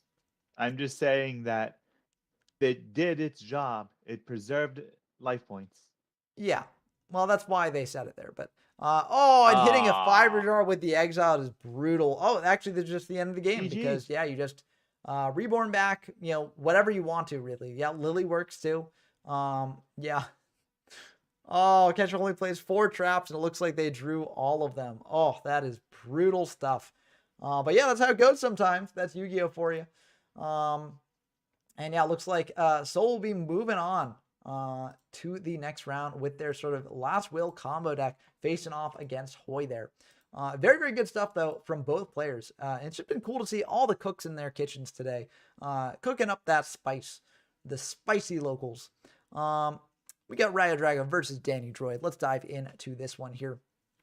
Rayo Drago did win the first game, but it looks like this is okay, I spoke a little bit too soon. I was going to say it looks like this is a much better spot for Danny to be in, but that Dark Hole will clear things up here quite a bit. And Yata coming down as well, trying to Yata lock, but the TT will stop the Yata still. 1-for-1 trade for the Yata. It's still pretty good from Rayo Drago's perspective, I think. We don't know what else they have in hand, but they might have another way to sort of get aggressive next turn. Let's see. Danny's thinking here. But what are they going to do? They potentially have a couple different ways to proceed here. Looks like they're just going to bring out a Witch, doing a bit of like the safer play, you know, attacking in for 1100. I think this is the right thing to do because like a lot of times the sort of beater dynamic from Android format is still preserved in Fiber format where you've got like your Kaiku, your Bazoo, your Gemini Elf, right? And so if Rayo Drago brings out one of those monsters to beat over the Witch, then Danny searches out whichever one they need from the deck there. So I think this is the right play on Danny's part, even if they've got a more aggressive play to make. Okay, it looks like there's a delay going on, like a lag or something. Yeah, that might be a lag. That happens on DB occasionally, probably. though. So it is what it is. And Rayo Drago is going to draw for turn here. They're going to bring out Kaiku, so that will deal with the Witch. But now, as I mentioned, Danny searches out the Gemini Elf, and then you can get over the Kaiku that way. Unless Rayo Drago's got like a trap hole or something like that. Welcome, Hillian93. Oh, we got another member Hello. to the stream. Welcome, Hylian. Yeah. How'd you enjoy your first locals? I gotta say, aside from losing in the first round, Well, that does happen sometimes, but you know, hey, every loss is just an opportunity to learn for the future. So, yeah, and I'm new to Fiber format. I only played for the one tournament we had, and then for the Broccoli Rocket tournament. hmm. Yeah, and I mean, this is the best way to improve at the format, right? Like just playing in the locals, playing against other people, seeing what they're on, watching all the gameplay. It's pretty great stuff. So, yeah, glad that Yeah, you and it was a joined this close week. match. Yeah, It but was a close match too. It was just the using the fairy, and then underestimating and overestimating. You know, is he gonna use? Am I gonna use? When we had the fairy Ditto in match 2, which I think you just saw a little bit yeah, of we match didn't. 1 and 3. Yeah, we just got match 1 and 3. Yeah. Yeah, I have match 2, there replays was a of every match I got to see the end of, so it'll be on the Discord for anyone who wants to Yeah, so watch. join the Discord if you want to see that. Link in the description of the yeah, stream. 'cause But yeah, very intense stuff. And Lily does change a lot of things in this format. Like Lily is tough to navigate for sure. and game 2, he won game 2, or they won game 2, I don't know. My opponent won game 2 because we ended up with a Lily Ditto. Yeah, and it is tricky when you have two Lilies facing each other down.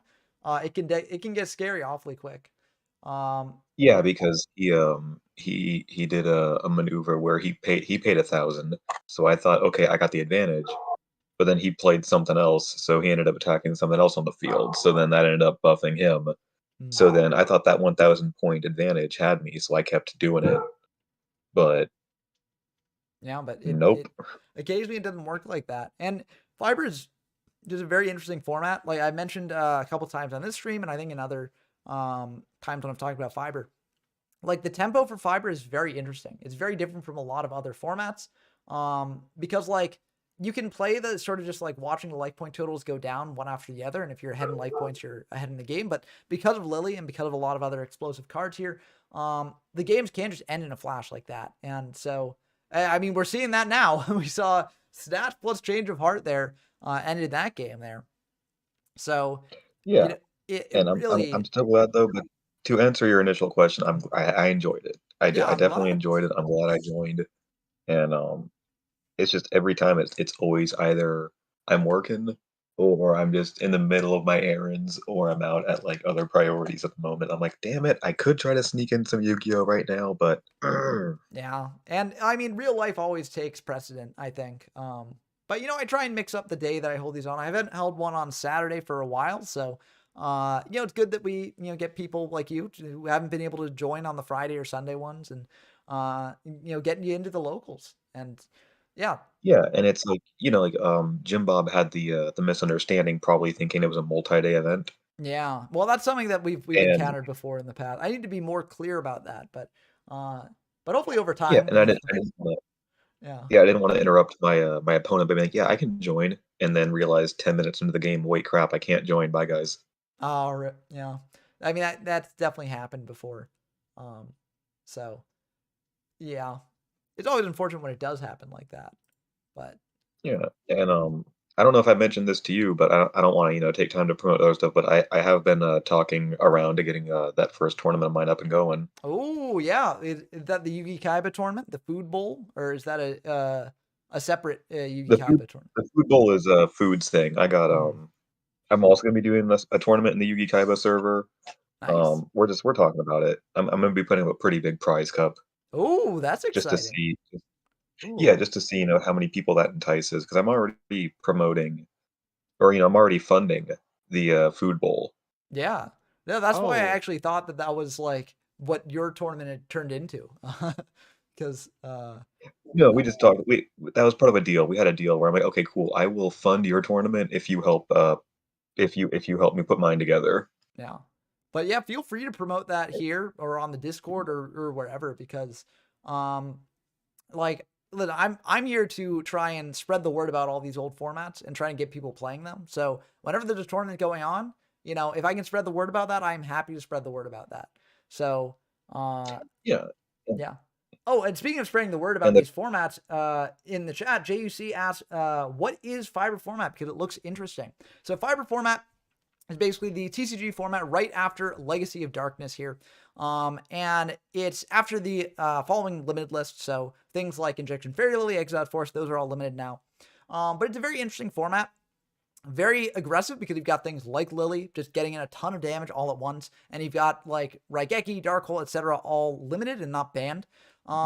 So very intense games often, but also the existence of Fiber Jar really does balance things out a bit because if your opponent does get super aggressive and you've got very few cards and stuff, you can set a Fiber Jar and sort of regain the advantage and regain the tempo. So it's very, very interesting. It's one of the most unique formats in the game that I've played, honestly. So I highly encourage you to check it out. If you are watching this and you're like, oh, these games seem pretty cool, you can check it out in the YGF from Zero Discord server. A lot of people are down to play games in that, or you can watch my other Fiber videos. A lot of great places to actually get games in this format now, which is very exciting to see. So definitely check it out. I highly encourage you to do so. And on that note, I'm gonna get heading on out. And Oh yeah. the only other thing you need to know about fiber format is always play Gearfried. Yeah, Gearfried is eh, fun, and it also we were talking about this earlier. It might be a tier 1 deck, and there is still room to improve with it too. Like I feel like there's not really been a solid Gearfried list that's been nailed down as like this is the best Gearfried list out there. So a lot of room for I experimentation. I feel like I think Gearfried is already tier one for fiber, Oh and yeah, I think with Warrior is a very undetermined meta, but I think Warrior it has a chance to get to tier one. yeah. I think in Fiber, like Gearfried is definitely tier 1 because it won a tournament. But I'm thinking like in the future it could definitely shift around a bit. But I hope it remains tier 1 because I think that it's really cool to just to see Gearfried at the top of a metagame in a tournament because Gearfried's one of those classic anime cards that never really got like a full time to shine. in the TCG. I mean, people did bring it to events and did top with it occasionally, but like never to the degree where it was like a dominant threat. So it's really cool to see it like that. So yeah, I'm glad you played Gearfried, and I'm glad you enjoyed it. Yeah, I'm glad I got to drop on in for commentary. All right, have a good Yeah. night, guys, and I will Yeah. definitely be continuing to watch the stream. Yeah, see you around. Feel free Adios. to advertise once more information is known about the tournament that you're holding. So yeah. Well, all I can say is that it's going to be Yugi Kaiba, and just for fun's sake, we're calling it a Duelist Kingdom. Ooh, that'll be fun. I'm excited to join it. So yeah, and I encourage all you out there to Hope you join enjoy it, E-Sox boy. Now the Pegasus impression on point. Hmm. Yeah. Benny boy. Yeah. He'd be Benny, Benny boy. boy. Yeah. But the Lily is going to do clean work on this board here. Not quite clearing up the Jinzo, but Soul will gain life points from the Snatch Deal there. So the awkward thing about Marauding Captain though here is that Marauding does not prevent Hoy from attacking into the Lily. So this could be pretty rough for Soul here, depending on if Hoy has another monster in hand. Because if Hoy has another monster in hand, what they can do is they can attack the Jinzo into the Lily and then just summon out another monster attack in to the Lily with that as well, or just attack into the Captain. So I've actually been thinking about that a little bit with Marauding Captain, but in LOD format, where there are 3 of them in multiple exiled forces. Yeah. Have you ever heard of the School of Duel before? No, what is that? It was an unofficial website and series of, I'd say, DVDs. Probably it did come out in 2004 that taught people how to play Yu-Gi-Oh. I've posted videos in the Discord. Oh, those videos. Yeah. I've seen that. Yeah. I think I watched something similar to that as a kid, but I don't know if it was exactly that or if it was something else. Yeah, it was unofficial. 2003 had the dual. Yeah, and this should be TCG the end of the Duel game. Masters Well, video. it's not quite the end of the game here, actually, but this is threatening. Like, Soul can't pay the 2,000 here. They've just got to take it, right? But yeah, and no, yeah, Jinzo stays on field. Jinzo's staying on field, or else Soul loses. Yeah. In the last video, the Master Duelist video, they actually talk about the Marauding Captain Exiled Force combo, and then I can't believe it took this long, but it just clicked in my head. Why aren't you playing that with Last Will? Well, so the main reason why in Fibers, LOD format, you're talking about LOD format, right? Not Fiber format. So LOD format, for those who don't know. Fiber format, no, don't bother. So we don't. Yeah, you could try it, but I honestly think it would probably be better in Fiber format than LOD format, just based on how those work. Oh, this is probably the end of the game here. Wow, good stuff. But so for those who don't know, LOD format is basically Fiber format, but what if we use the limited list from the previous format? So you don't limit the cards from Legacy of Darkness. And the issue, or maybe not issue, but like the thing about LOD format that is very, very aggressive. The engine of Exiled Force into Lost Will, into Injection Fairy Lilies, into potentially multiple Injection Fairy Lilies is super explosive and just really, really tough to deal with for a lot of decks, and can just end the game very quickly. Now, if you are able to set up a Marauding Captain lock, then, that does stop not the lock. sort of... The you're not talking about the lock? Exiled Force stuff. Like you summon Captain, special summon Exiled Force from hand, tribute the Exiled Force to pop a monster, then last will out a Lily, and just go in. Yeah, but you don't need the Marauding Captain in most cases when you'd be going for that sort of combo. So it's not really worth playing there. But yeah, this will be the end of the game. Yata locking Hoy here. It's gonna be pretty good. Someone into range for one more Lily push.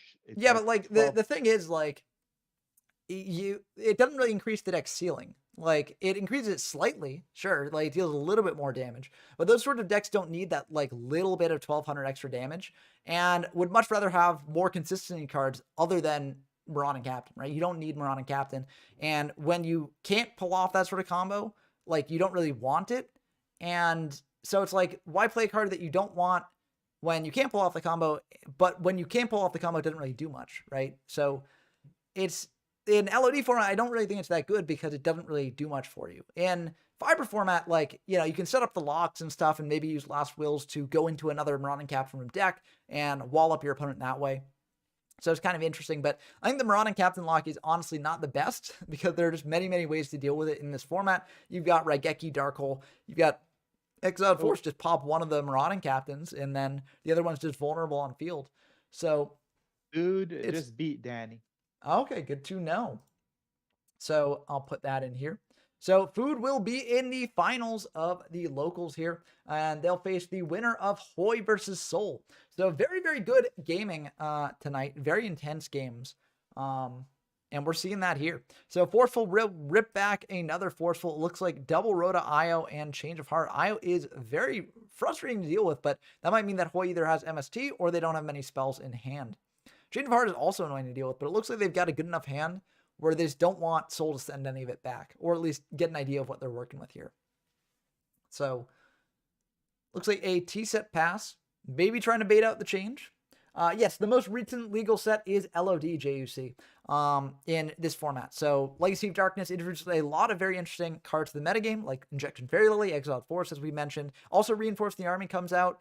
Yata Garasu comes out in Legacy of Darkness, which, you know, it's not as degenerate as you'd think. Like, Yata can definitely end games. I mean, we've seen that happen here.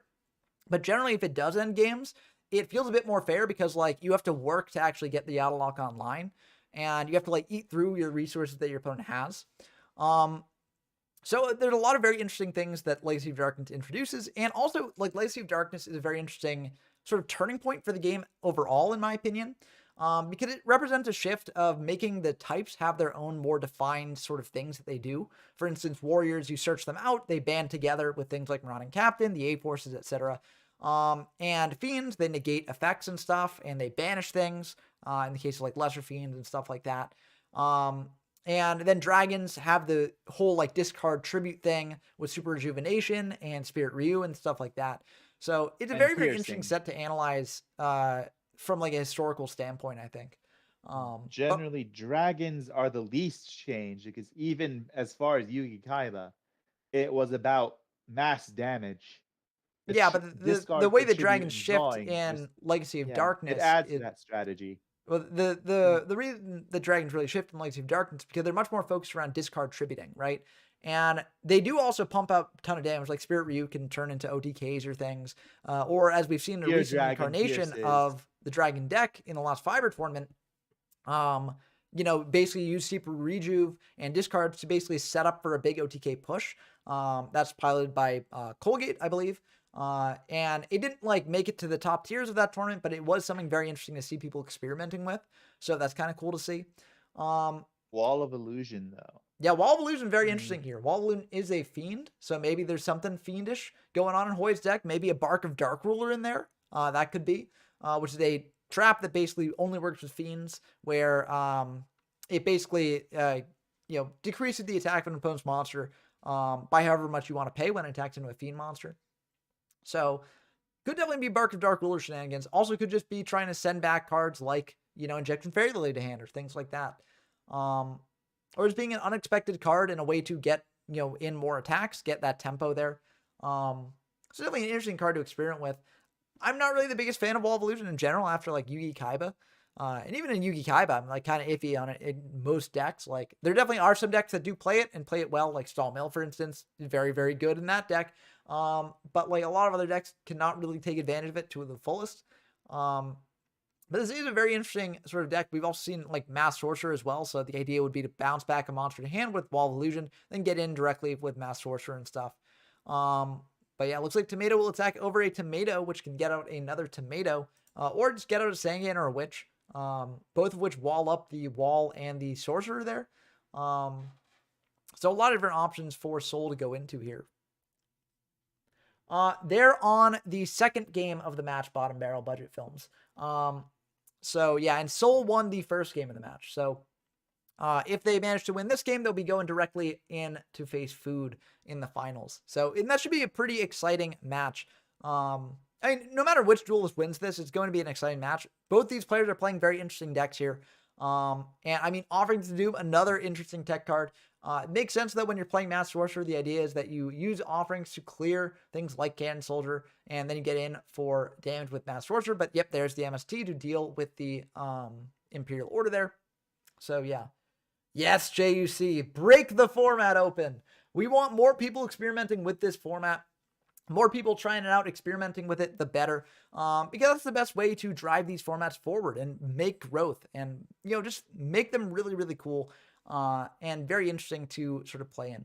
So, yeah, please do join the Discord server. Join the upcoming monthly Fiber tournament. It's going to be happening in the Fiber Discord server, which will be linked in the YGO from Zero Discord server. There are a lot of Retro DM Discord servers now, which is very exciting to see.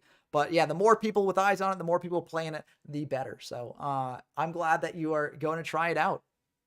Oh, Duo coming down as well to rip those last 2 remaining cards out of hand. So this might very well be going to a game 3 because this is a very formidable board that Hoy is set up. And Soul is in top deck mode. So yeah, kind of rough stuff for Soul here. Io has not been sent to the graveyard yet as well. So Io Raigeki got is sent not to the guaranteed to grave. wipe this. Or unless you're talking about on Hoy's side, but on the Hoy side, obviously. Oh yeah. Well, did we know that Hoy had Io or not? Yeah, it's not in the grave yet. Yeah, we don't know whether Hoy had Io though in hand, is what I'm saying. We're assuming. Well, I'm not sure I'd necessarily assume that Hoy has Io, but that would probably get in the game in a lot of situations.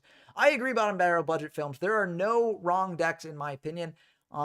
Blue Eyes, yeah, maybe it's the wrong deck. It did win Worlds much later in the game's history, but and it has been seeing play. The Dragon deck that I mentioned that Colgate was playing did use Blue Eyes in there to pull off its OTK pushes as well.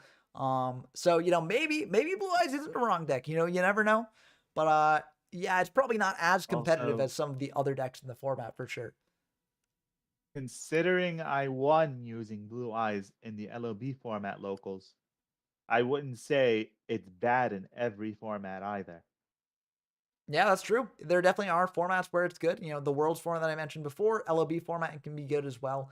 Zabar is very interesting here because Turbo's been playing Blue Eyes in Edison. Yes, and Dragon Turbo does play Blue Eyes. You search it out off of Whitestone Legend, and then you pitch it with trade-in, things like that. So there are some things that you can do with it there. I'm pretty sure it also saw play in Dragon Rulers format as well. Yeah. Again, good pitch off, you pitch Whitestone off cards of consonants, and then you get out Blue Eyes, and then you trade in, and then it's also Dragons Engrave and stuff like that. But ironically, MBT put out a video talking about Blue Eyes. Which recently or today? Oh wow, I haven't seen it yet. That's pretty cool. Synergy going on there. Apparently, Maiden with Eyes of Blue is played in spellbooks. Yeah, so bottom barrel budget film, Blue Eyes. So I wouldn't call the deck that plays Blue Eyes. I'd call it Dragon Turbo. So basically, what the deck does is it tries to use a bunch of draw spells and things like that to basically cycle through its deck really quickly. Set up things like Red Eyes Darkness Metal Dragon, which is very, very good and can be brought up very easily. Recur your dragons, things like that. Use super rejuves and things like that. Just cycling through their deck as much as possible and setting up for a big damage push the next turn. At best, so you'd call that version of Dragon Turbo Whitestone Turbo. No, I'd call it Dragon Turbo because that's just the standard. I said that version. Yeah, but that's what the standard list is playing from last I saw. They are playing the Whitestone. Yeah, there's also other versions of Dragon Turbo. Yeah, but you wouldn't necessarily I think to a certain point you don't like specifying beyond the general deck type becomes a game of diminishing returns, right? But yeah, this is going to be the end of the game. Very exciting stuff from Hoy, showing the power of Offerings to the Doomed and Mass Sorcerer coming through. So very, very cool stuff. But yeah, so I would say depending on how you define it, Blue Eyes can be good, but a devoted Blue Eyes deck that's main thing is trying to get Blue Eyes out in the field, or Blue Eyes Ultimate Dragon, or Blue Eyes Shine Dragon, etc. Yeah. That is not going to be really playable in Edison format. I didn't call it that, though. No, I'm not saying you called it that. I'm trying to answer the question. But yeah, but so, Dragon Turbo is probably the closest thing that you'll find to that. So, but yeah, Dragon Turbo is a very cool deck, very tough deck to play.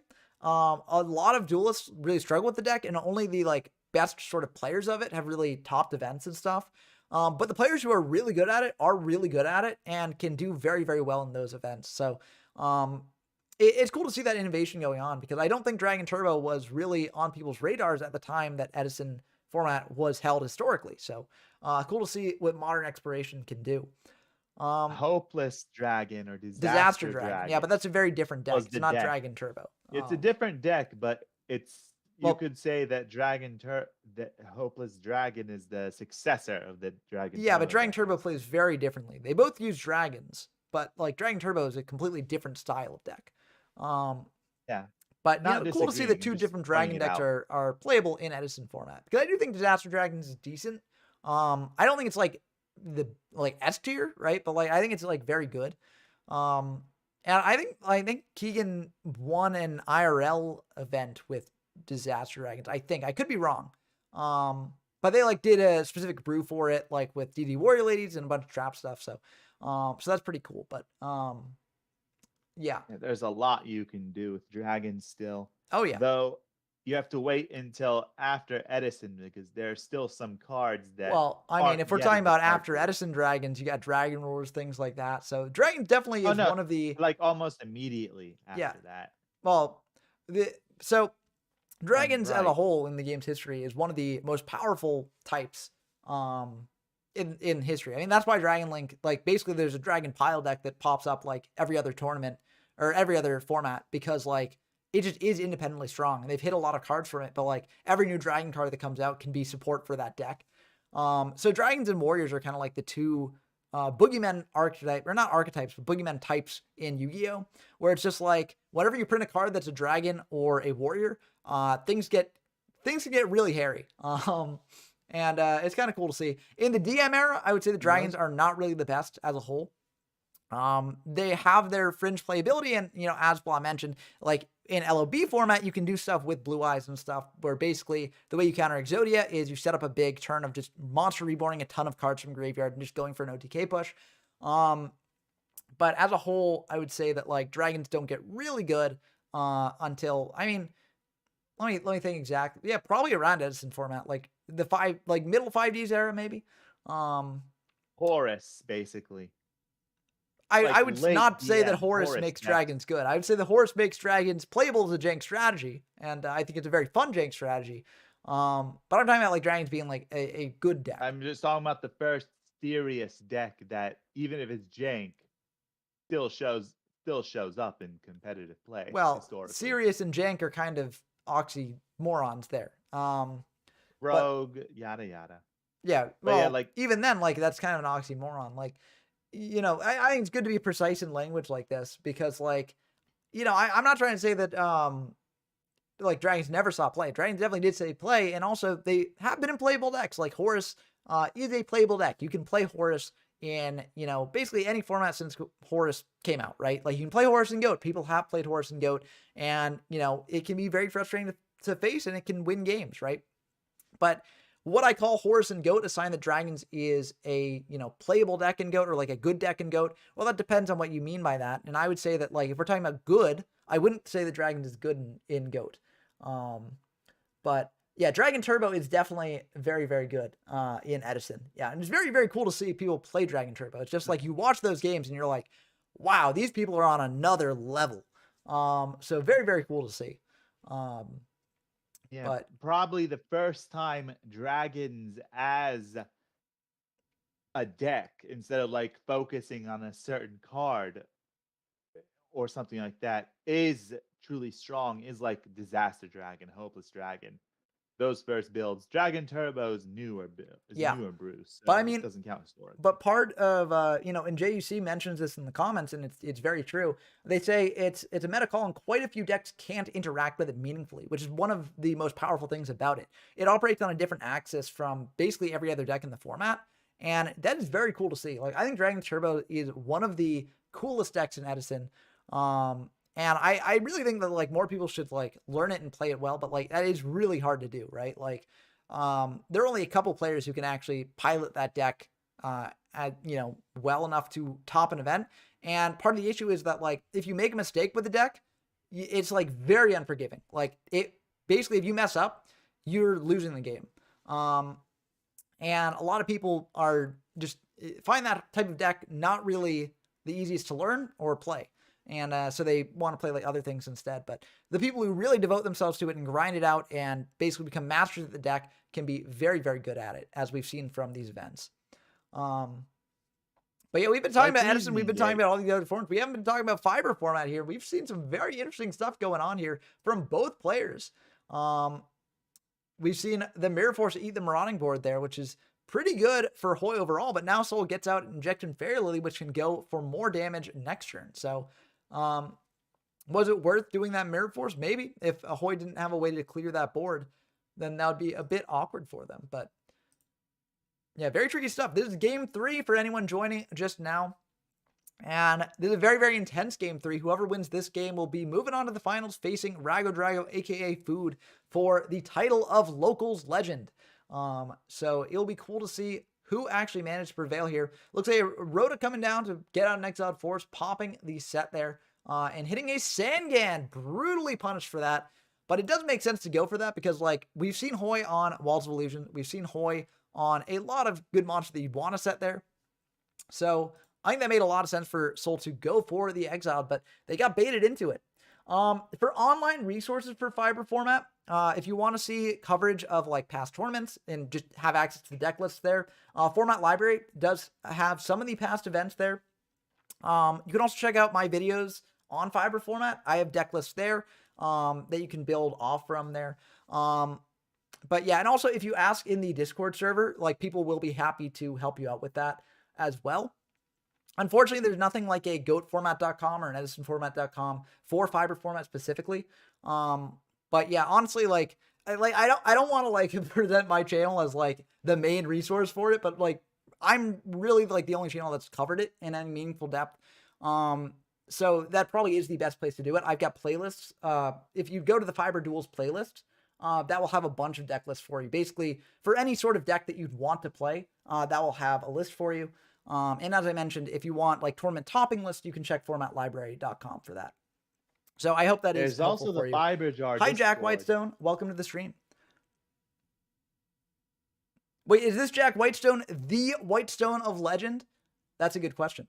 we were talking about Dragon Turbo earlier, so a bit of an appropriate name there. But yeah. Rip. Yeah. Rather spend time and money on tournaments and streaming than domains. Yeah, that's sort of like what I'm, the way I'm approaching it as well. If someone does want to sort of get a domain, make a website for this, I will be happy to support that and advertise that as well. But I'm really more on the like tournament and video side of things. That's how I'm spreading the word.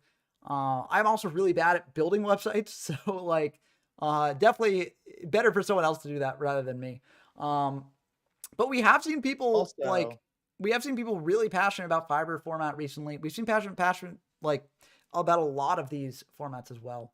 Yami Bakura is behind me. I don't see Yami Bakura behind me, but maybe you're seeing something I'm not. I see him. Maybe I'm gonna be. He's just staring at you, but menacingly. Yeah. Well, I do have a picture behind me of like someone looking like this, but yeah, not Yami Bakura. I can confirm that. Would be very scary.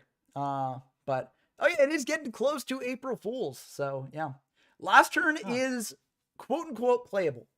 It is a card that like not many people have like put their thing into the last turn deck list. Like not many people have really focused on like breaking it. There was a last turn player in the last format tournament, but it didn't actually top and was generally not really the best. So it's something that exists and people have tried to play with it. I also tried to do something with it, but it wasn't really the most successful deck list in the world. It's fun, but yeah, it is so far. It is very interesting. But yeah, if Yami Bakura was behind me, I would be very freaked out because I don't think I would win a shadow game against Yami Bakura. Also, it would mean that like the Yu-Gi-Oh anime is real or the manga is real. One of the two is real, and that would be like. That would be very existential for me. So very interesting. We'd get proof that it's real here on the stream for you. So my sacrifice would be for a worthy cause, I guess. But yeah, it looks like I'll take over your channel. Well, yeah, good luck finding the password to it, unfortunately. But yeah, I don't have any like I I don't like have any plans in place for if I suddenly become unable to do the channel anymore. But if I ever do, then I'll put plans into place. But so it looks like Injection Fairy Lily is trying to crash into the opponent's Injection Fairy Lily there. Yeah, so Hoy's asking who decides first in this scenario. Because it might matter, like if one player chooses to do something or the other. I believe that the attacking player does have priority to declare those effects.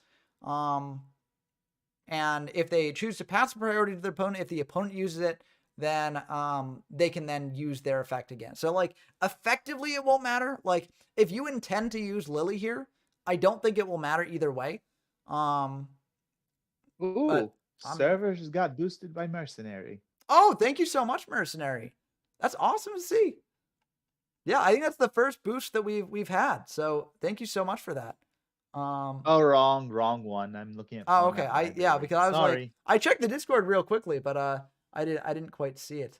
Okay, that is indeed the correct thing to do. Yeah, we also do have a ruling section in the Discord as well, which is where they went to because I don't think they're watching the stream right now. But it looks like we got a judge answering that as well. So yeah. But yeah, both of these will crash if they use the effect, and the ordering here won't effectively matter because essentially it won't work. The YouTube link again on Dueling Book. What is your account on Dueling Book? Because I could do that after the stream if you want. But yeah, I mean the YouTube link is on this channel. Like if you're watching the stream, you could get to the YouTube link. Like if you link the stream and then they click on the thing, then yeah. Well, can you send it to your friend Todd or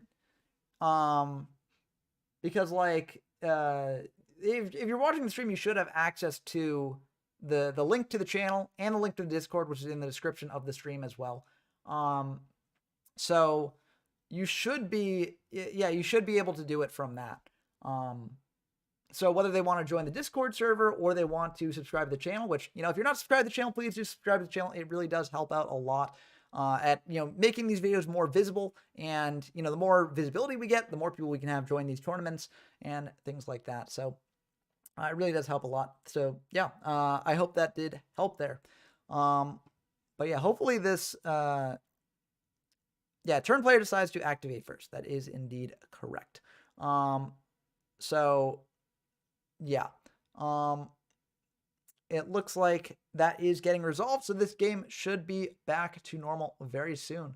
But very intense stuff here. Like awesome stuff. Game 3 down to a very intense game 3. Both players have about the same amount of cards here, but Hoy is choosing to try and go in and equalize the monster situation, maybe so that neither player has a monster on board. Probably means that they've got more monsters in hand to get more aggressive later. If Soul does take 2,000 here, then they're going to be dropping down to 3,100. If Hoy has a way to get back their Lily, which they've used up Reborn, but they haven't used up Premat or Call of the Haunted. So if they've got a way to bring back the Lily, then they can get in for lethal. So very intense stuff. Hello, Todd Babbitt. Welcome to the stream. You're hopping into a good one here. Yeah, Bobbit. Yeah. Occasionally I misspeak on these streams here. But yeah, you're hopping into a good one. Lily will activate its effect, dropping down 2,000. Soul will likely also activate the effect because there's no reason for them not to here, basically. Because basically, like, if they don't, then they take 3,000 instead of 2,000, and Hoy keeps their Lily.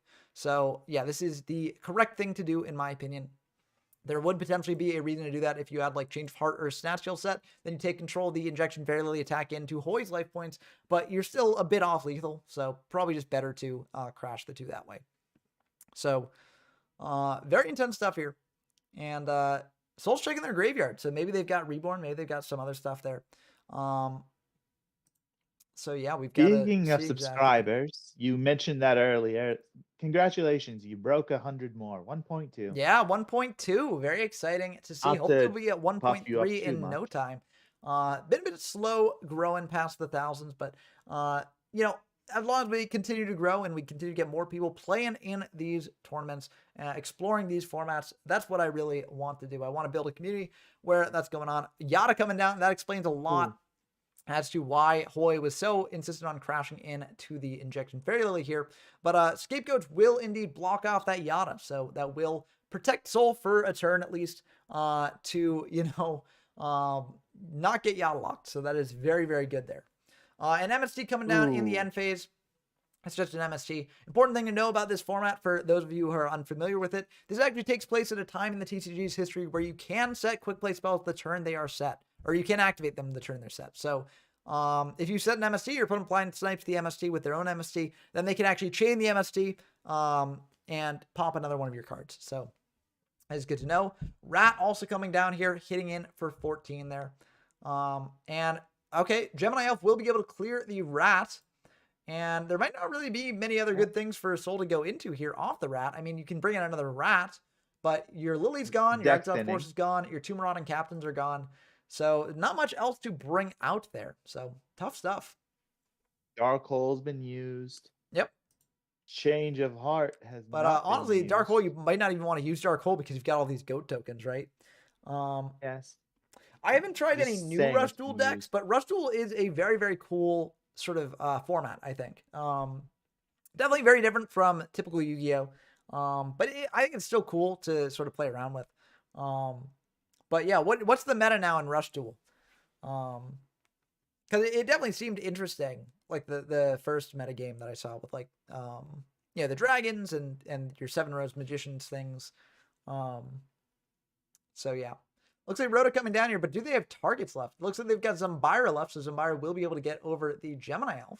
So that is something there. That helps. Yep. So that'll get in for 200, and then the Giant Rat will get in for 1,400 more. But yeah. They'll be at equal life points. Yeah. That is, yeah, that's true. Exactly the same. Although the card advantage is definitely a little bit different here. Last Will also getting fired here.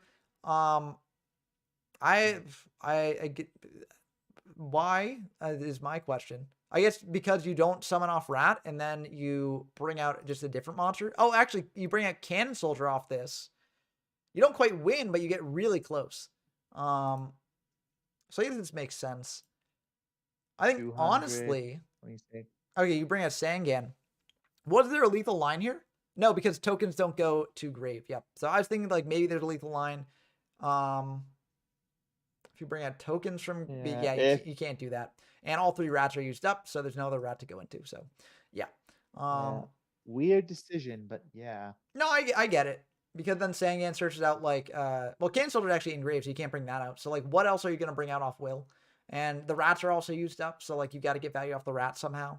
So I think this makes a lot of sense. Yeah, Witches in the graveyard as well. Yeah. So I think this makes a lot of sense. Options are just very limited. Because your Rat's used up, your Will's used up, basically, like you don't really have targets left. So you got to make as much advantage of you can out of that. So I think that made a lot of sense. I haven't seen the newest Yu-Gi-Oh series yet. But Fire Jar here. That's going to be pretty big. Soul is not normal summoner set yet. So that will be important to note. But honestly, this is pretty good for Soul here too, because now, life points are relatively equal. Soul can commit a monster to board, maybe fire a hand rip or something. And I think both players are in a pretty good spot. I mean, the one Rat that Soul is missing now won't really make too much of a difference, in my opinion. So yeah, definitely some cool stuff here for sure. Definitely, it's like a whole new world, honestly. Whenever Fiber Jar gets activated, you never know what each player is going to get. Basically, like starting the game over, except that now the life points are down almost to a Duelist Kingdom level, right? Like Soul's at almost 2K, Hoy's only 1,000 above 2K. So really going back to the Duelist Kingdom era for this game 3 here. So very cool to see. And I know Fiber Jar has a reputation of being like a degenerate card later on in the game's history. And I don't debate that it's like, degenerate later on, or that you could do degenerate things with it later on. But like, I think early on in the game's history, it's actually a lot more balanced. Yeah, in Battle City, they go up to 4,000 life points each. That's part of Kaiba's new rule system. But I mean, I guess it's still relatively close to 4K as well. So, but Fiber Jar gets banned more because I flipped the Fiber Jar. No, I flipped the Fiber Jar. Yeah, it makes games go on for a bit of a long time in certain formats. But I do think that like there is enough removal in this format that's not the worst thing in the world. And because the format is so aggressive, it doesn't like it doesn't necessarily drag games to a halt. So I think this format's very good. Honestly, even in Warrior format, which is the last TCG format where fiber is legal, I honestly don't think fiber is that bad. It's like not that degenerate. There are occasionally games where it just takes a long time because, you know, you're resolving fiber over and over and over again. But most of the games, if they do go long, it's probably because you're playing something like Goat Control. But Fiber jar works in specific kinds of decks, like yeah, you in Warrior said it. format, that is. Yeah. Yeah. But yeah, in fiber format, it's basically everywhere because it's one of the most powerful cards in the game at this time. But this will be this will be lethal if it goes through, and it will indeed go through. Very, very Why awesome did he stuff there. summon Witch in the town? Yeah. Soul Seed the Ring on the wall. And that will be the end of that game. So Hoy moving on to the finals here. Whew, intense stuff. Food versus Hoy. And yeah, that's just a call, so it won't do anything there. But yeah, Dark Hole, Magician of Faith, and yeah, Fiber Jar. I guess Soul could have set their own Fiber Jar here, or they could have set the Witch, but they were playing around knock, and yeah, the opponent had knock anyway, so this was going to be the end of the game either way. But yeah, grand finale time, and that's exactly right. Bottom barrel budget films. We're diving in to the grand finale whenever that gets set up. So awesome stuff. Let me just check on the locals leaderboard to see, you know, how many times these players have won the locals. Looks like Hoy has won the locals once, and Food has actually never won a locals. So very exciting stuff. If I'm reading this chart right, yeah. Which is wild because Food is a very active player in these formats. So you know, I would expect them to have won, but you know, this might be the chance. This might be the chance for Food to rise to the top here. So very, very cool stuff. New custom cards. I don't really like custom cards are always interesting because like, I don't know. For me personally, I find more, let's see what Food's cooking. We saw Food earlier on in the locals tonight. But I'm not sure we saw anything super spicy out of them. I think we saw a Gear Freed, so they might be on a Gear Freed deck. But we're not sure exactly what that Gear Freed deck looks like. So I'm excited to actually see what it looks like because Gear Freed is a deck that like, part of the reason why I'm so excited to see what people do in this locals is because Gear Freed won the last Fiber tournament. So I want to see how people like build off that. And if they, you know, fundamentally change the deck from the winning list that was played and what they do with that. So I think it'll be cool. But yeah, honestly, now that we have a custom cards. I agree with that take. Bottom barrel budget films, like you got to take the game like not too seriously when you play with custom cards because it's always just like you're playing for fun, right? Like you're trying to build your own form of the game, do your own cool stuff, and your opponent's trying to do the same thing. So like both of you are trying to do some fun stuff. I never really got into making custom cards myself, just because like, you know, it never really interested me too much. I always was more interested in the actual state of the game itself. But I do think it's cool to see what people come up with because a lot of people are very creative out there. So, very cool stuff. One day, it might be fun to go back and see the many custom cards people have made over the years. But there's something I want to talk about quickly, as this will be the last chance to do it. And next week, Janjo of the Janjo Zone is hosting a tournament. Yes, the Yata Lives tournament will be very exciting. Yes. Special prize. First place gets a LOD Yata Garasu. Yeah, and that's a great prize for that because that's really cool.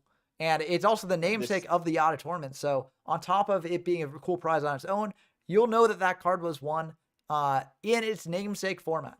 So really cool stuff. Sister format to this one, ironically. You could classify it as a sister format, kind of, but like I honestly think Yata is very different from Fiber in good ways. I don't think Yata is a bad format. I think it's very good. Yeah, I know. I'm saying there's differences and it's similarities. I was pointing out similarities more than its differences. I think there's also more differences than similarities. Just because of the pace of the game, largely. There's a lot that really does change in Yata. Aggressive, because of the two charities and other reasons. But while Yata's slower, but Yata and Fiber do look similar. Like Gear Freed is in both, Yata is in both, Fiber Jar is in both. So someone else is going to answer your question, Jack Whitestone, tournament Hi, will Sol. be on Dueling Book. The Yata Lives tournament will be hosted on Janjo's channel, so definitely check out Janjo's stuff and join Janjo's Discord because it'll be hosted through the Discord server. If So Janjo's streaming. yes, I'm not and 100% sure yet. But Haven't asked. I'm pretty sure Janjo's streaming. I think they said that they're streaming. If they're not streaming, then that's my bad. If they're not streaming, I'll stream it. I'll say that, I guess. But yeah, you can't use custom cards in that tournament. It's just in Yata format. So anything legal for Yata you can use, but you can't use any custom cards for that, unfortunately. So yeah. Yeah, we generally jump around from conversation to conversation here. So like sometimes we'll be talking about the tournament, sometimes we'll be talking about whatever people want to talk about. But yeah, in general, for these tournaments, you can't use custom cards. I think there have been people that have made custom card tournaments though in the past. I think I've seen them on like Dueling Book has a page, basically a tournament page, like on the main thing. You can sort of cycle through to get to the tournament page. I think I have seen people doing custom card tournaments there. So I would check that out. I'm pretty sure there are also like custom card communities on like Discord and things like that that probably host tournaments. I don't know any of the links off the top of my head because I've never really gotten involved in those communities. But I would recommend looking into that sort of thing because like they do exist out there. So I think that does exist. So I recommend looking into that because it would be cool. Like if you enjoy that sort of thing, definitely do that sort of thing. But painful choice here. Send in a bunch of good ones potentially. 3 hand rips and then double graceful. And yeah, Hoy said it's a painful choice. It really is a painful choice. I like this sort of send off painful. You want to send the hand rips because the hand rips are much worse later on. You send the gracefuls because you've got 2 of them, and also they're very powerful to get back to something like Magician of Faith, etc. And Hoy is going to use the Delinquent Duo there and try and rip 2 cards out of the hand. Now, part of the reason why Riot Dragon might have given Hoy the Duo is if they've got Fiber Jar set, because setting Fiber Jar turn 1 just resets the whole game, and also you have gotten in 1,000 life points there. So as a card you want to discard. Yes. So that is, I mean, honestly, if Riot Dragon's monster would stick on field, then Jindo would probably be good to keep in hand. But they're just sending it, which could be a sign that set is Fiber Jar. And it looks like Hoy's just going to set one themselves. And it looks like Riot Dragon also going to pass back. So that to me said that the set is not a Fiber Jar. Because if it was a Fiber Jar, you just flip up the Fiber Jar. Reset everything. Reset the game. Yeah. And try to get it uncontested shot in, basically. Yeah, exactly. So that to me says that the set is not Fiber Jar. TT coming down here was a Sangan instead. I like the sort of patience on that because what Riot Dragon could have done instead, they could have flipped up Sangan, used TT to trigger it, and then gotten like a Lily, gotten in for 3,400, or gotten in the Yata there, and gone for the Yata lock. So, yeah, I mean, Hoy's got 4 cards in hand, so, this isn't the most ideal Yata lock in the world. They likely do have a way to deal with it, especially because they haven't been setting back row here. But, it is still threatening. It still prevents them from drawing for a turn, so it basically goes for 1 in card advantage there. And then if Hoy uses a card to remove it, Master Roads are coming down, but another TT. So, seems like Food's cooking up a bit of a Yata lock turbo, going for multiple TTs to stop your opponent from bringing out cards. And it's very good.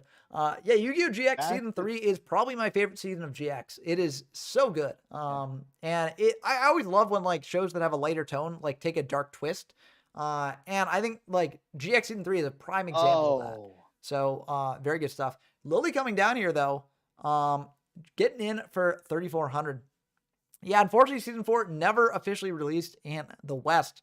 I think they do have it on Crunchyroll, I believe, in the sub. It's not in the dub. So if you're watching the dub, unfortunately, you're out of luck. But Snatch on the Lily is going to be very good here, even if they don't get in for like lethal damage with this, which, they might not be able to if they don't have another monster to summon out here. They don't get in lethal damage, but they still get in to deprive Hoy of a draw. And are they going to pay the 2,000? They are indeed going to use the effect. This does prevent the Lily from using... Well, actually, it doesn't quite prevent the Lily from using its effect. So this was a potential risk here because Oh no, it does. It does exactly because Yeah, they gain 1,000 going to 2,000, Steal but that won't be will enough give to actually Lily. pay there. So Yeah, Snatch Steal will give Lily one more charge. An MST in doesn't give another hand charge could because it's 2,000 could exactly. cause So Rabbit. it can't actually attack Yeah. in that way. Raigeki though to clear the Oh, Lily, that is very smart. You have to do that yeah. because otherwise Riot Drago attacks in with the Lily, pays the 2,000, and then goes for Yata. Oh, And a maybe Yata of their that's it. own. Oh no. Oh yeah, that's just gonna be the end of the Yata game. lock established. So yep, that will be very, very intense stuff. And this is what I was talking about earlier, but like I mentioned that when the Yata lock does go off, it doesn't really feel as degenerate because like that was a really tough situation for Hoy to navigate there. But like it was not just over the first time Yata attacked in, right? There was a lot going on there. A lot of back and forth, a lot of trying to figure out what they could do to stop the opponent from attacking in with Yata the next turn. So I think that that was a very, very good example of why the Yata lock in this format is not really as bad as it might be in later formats. It So would have been worse if Food ever drew into hand rips like Hoy just did. yeah, but it didn't matter for Food because Food just had enough to matter, deal with no. whatever Hoy could do there. Forceful coming down here, ripping a card out of the hand. And what card will it be is the question. So this is a good start for Hoy. You always want to start with a hand rip. I mean, I guess they started with a hand rip last game too. But like this time you get the knowledge as well. Like I think Forceful and Comfy are definitely the best hand rips in the game at this point because the knowledge really does help a lot. Sure, they're just one. Well, I mean, a duo on top of it, you know, that's going to be pretty brutal. They're doing this in case Riot Drago opened Sinister Serpent, where if they open Sinister Serpent, you want to shuffle that back with Forceful because then your duo is a lot worse here. I think honestly, like whenever I go first and like I open like Forceful Duo, I just go Duo and then Forceful because I'm like, if my opponent opens Serpent, they open Serpent, but it's not really the most likely thing in the world. And it's generally better to take from what is left rather than to, you know, rather than to pick first. But pre-mat to bring back Jinzo is going to be very good here, shutting down any traps they might have. And Wall will bounce that Jinzo back to hand. So, you know, kind of dead for Rago here, but like still, you know, the Jinzo's in hand for later when they can bring it out. They're going to go for Comfy here as well, ripping apart the hand a bit more. And, oh, damn, it seems like it's a bad outcome for Food here. Maybe double Mass Sorcerer. Yeah, double Mass Sorcerer. That is brutal to see. The Wall of Luton coming in clutch, making it so that the Mass Sorcerer will be able to hit in for an extra draw here. So that part working out for Hoy here as well. There's a reason Mask Sorcerer was the playable card earlier in the game's history. Yep. It's sort of fallen off by the time we've reached Fiber format in terms of what people are playing. But I mean, it was very powerful in Critter. If you can control the tempo of the game, get in with Mass Sorcerers to draw you more resources to then control the tempo of the game further, then that's, you know, very, very powerful. Skull Lair popping up at the start of the battle phase because you need this face up to use its effect. And the Sangan's going to attack in. Skull Lair getting fired here, and that will indeed pop the Sangan. If Riot Drago did have an MST here, they actually could have waited for the Skull Lair to banish first. And, you know, that would have been pretty good because they would have had to banish for cost. You go for MST, they can't pay the cost again, and the Sangan will not get popped. But otherwise, this is a really tough spot for Food to be in here. I have played Duel Links and I have played Master Duel. I think they're both great ways to play the game. I haven't played Duel Links in a while, so I don't know what the meta's like anymore, so maybe that's a bit less true. I think Master Duel is just a very, very good automated simulator. It can't do these old formats, unfortunately, or else we'd be playing, instead of on Dueling Book, we'd be playing in Master Duel probably. But for what it is, I think it's very, very good, and I think it's good to have because, you know, I've sort of experienced, like, throughout the game's history, you know, signing up for the new automated simulator that, you know, Konami makes, and then just being disappointed when it ultimately fails. And so it's good to see that they finally got one that they seem to be sticking with, putting a lot of their resources behind, and actually supporting. Knock on a Serpent, pretty good here, depriving them of that resource. If a, you know, if a Fiber Jar activates later, then Hoy does not have access to that Serpent anymore. They also don't have access to the Sork, the Duo, and the Forceful. That can make Lair a bit awkward in this format because Fiber Jar shuffling back everything except what you layer away is really sad if you layer away good things because you have to. but it might work out for them here. And the Kaiku is going to be able to banish the Sangan and the Gearfried, depriving Rayo Drago of some cards engraved to bring back here. They can still bring back the Witch, but like this is giving them less options. So I think ultimately a pretty good play. Fiber Dart is getting searched out here, so that is potentially going to shuffle everything back, and except for the banished cards there.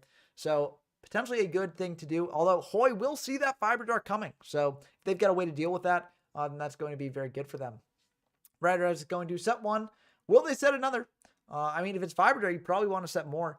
Looks like they're taking that back. Hello, Ben L. Welcome to the stream. Sorry you couldn't join this week.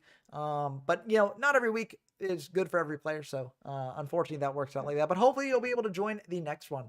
But, yeah, Rider is going to do a big thing here. So, they might actually not be setting the Fiber Jar here. Very interesting stuff. Yeah, it does happen that way. And I always say that, like, your real life should come before your dueling and stuff. So I always support people if they've got other plans, doing those other plans. We'll generally have enough people to run the locals either way. So, I'd obviously like as bigger locals as we can get, but I also don't want people to like cancel real life plans over it. So, yeah. Gemini Elf coming down, hidden over that Kaiku. No 4 cards engraved to manage for that. Yeah, the next one probably will not be on Saturday. I will say that. I'm not sure if it'll be on Friday or Sunday yet, but it will probably not be on Saturday because I believe Saturday is the Yata Lives tournament, right? We talked about that already. Yeah. But I'm not sure the exact. I know it's the 30th, but I don't remember if the 30th is a Saturday. 1 o'clock p.m. EST, I think. Yeah. MST hitting the back row there, hitting a Rhoda, getting a 4th card engraved, so Sculler will be able to banish out 4 cards to hit over the Elf. Now, the awkward thing here is that, Wall can't just attack an Elf, bounce it back to hand. I mean, that wouldn't even be the best thing in the world. But yeah, that will banish 4, popping the Elf and then attacking in with Wall. I think Playmaker would probably beat Yami Yugi just because they've got better cards in their deck, right? Like, you've got full-powered Link era decks versus, DM era stuff. Like, Yami does have the Egyptian God, so that's very good, right? I'm not saying that, like, Yami's completely out of it because Yami has enough plot armor to maybe make up for it, but I think generally Playmaker would win that match.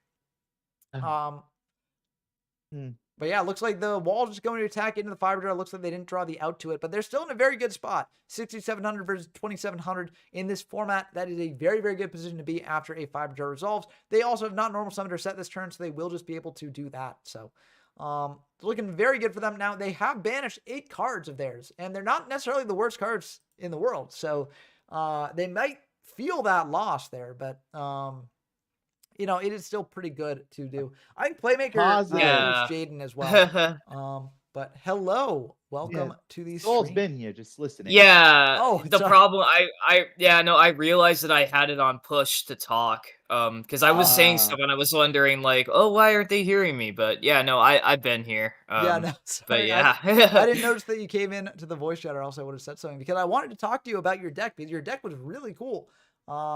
So was it based like on the deck that you made for Treasure format with all the Last Wills and things like that?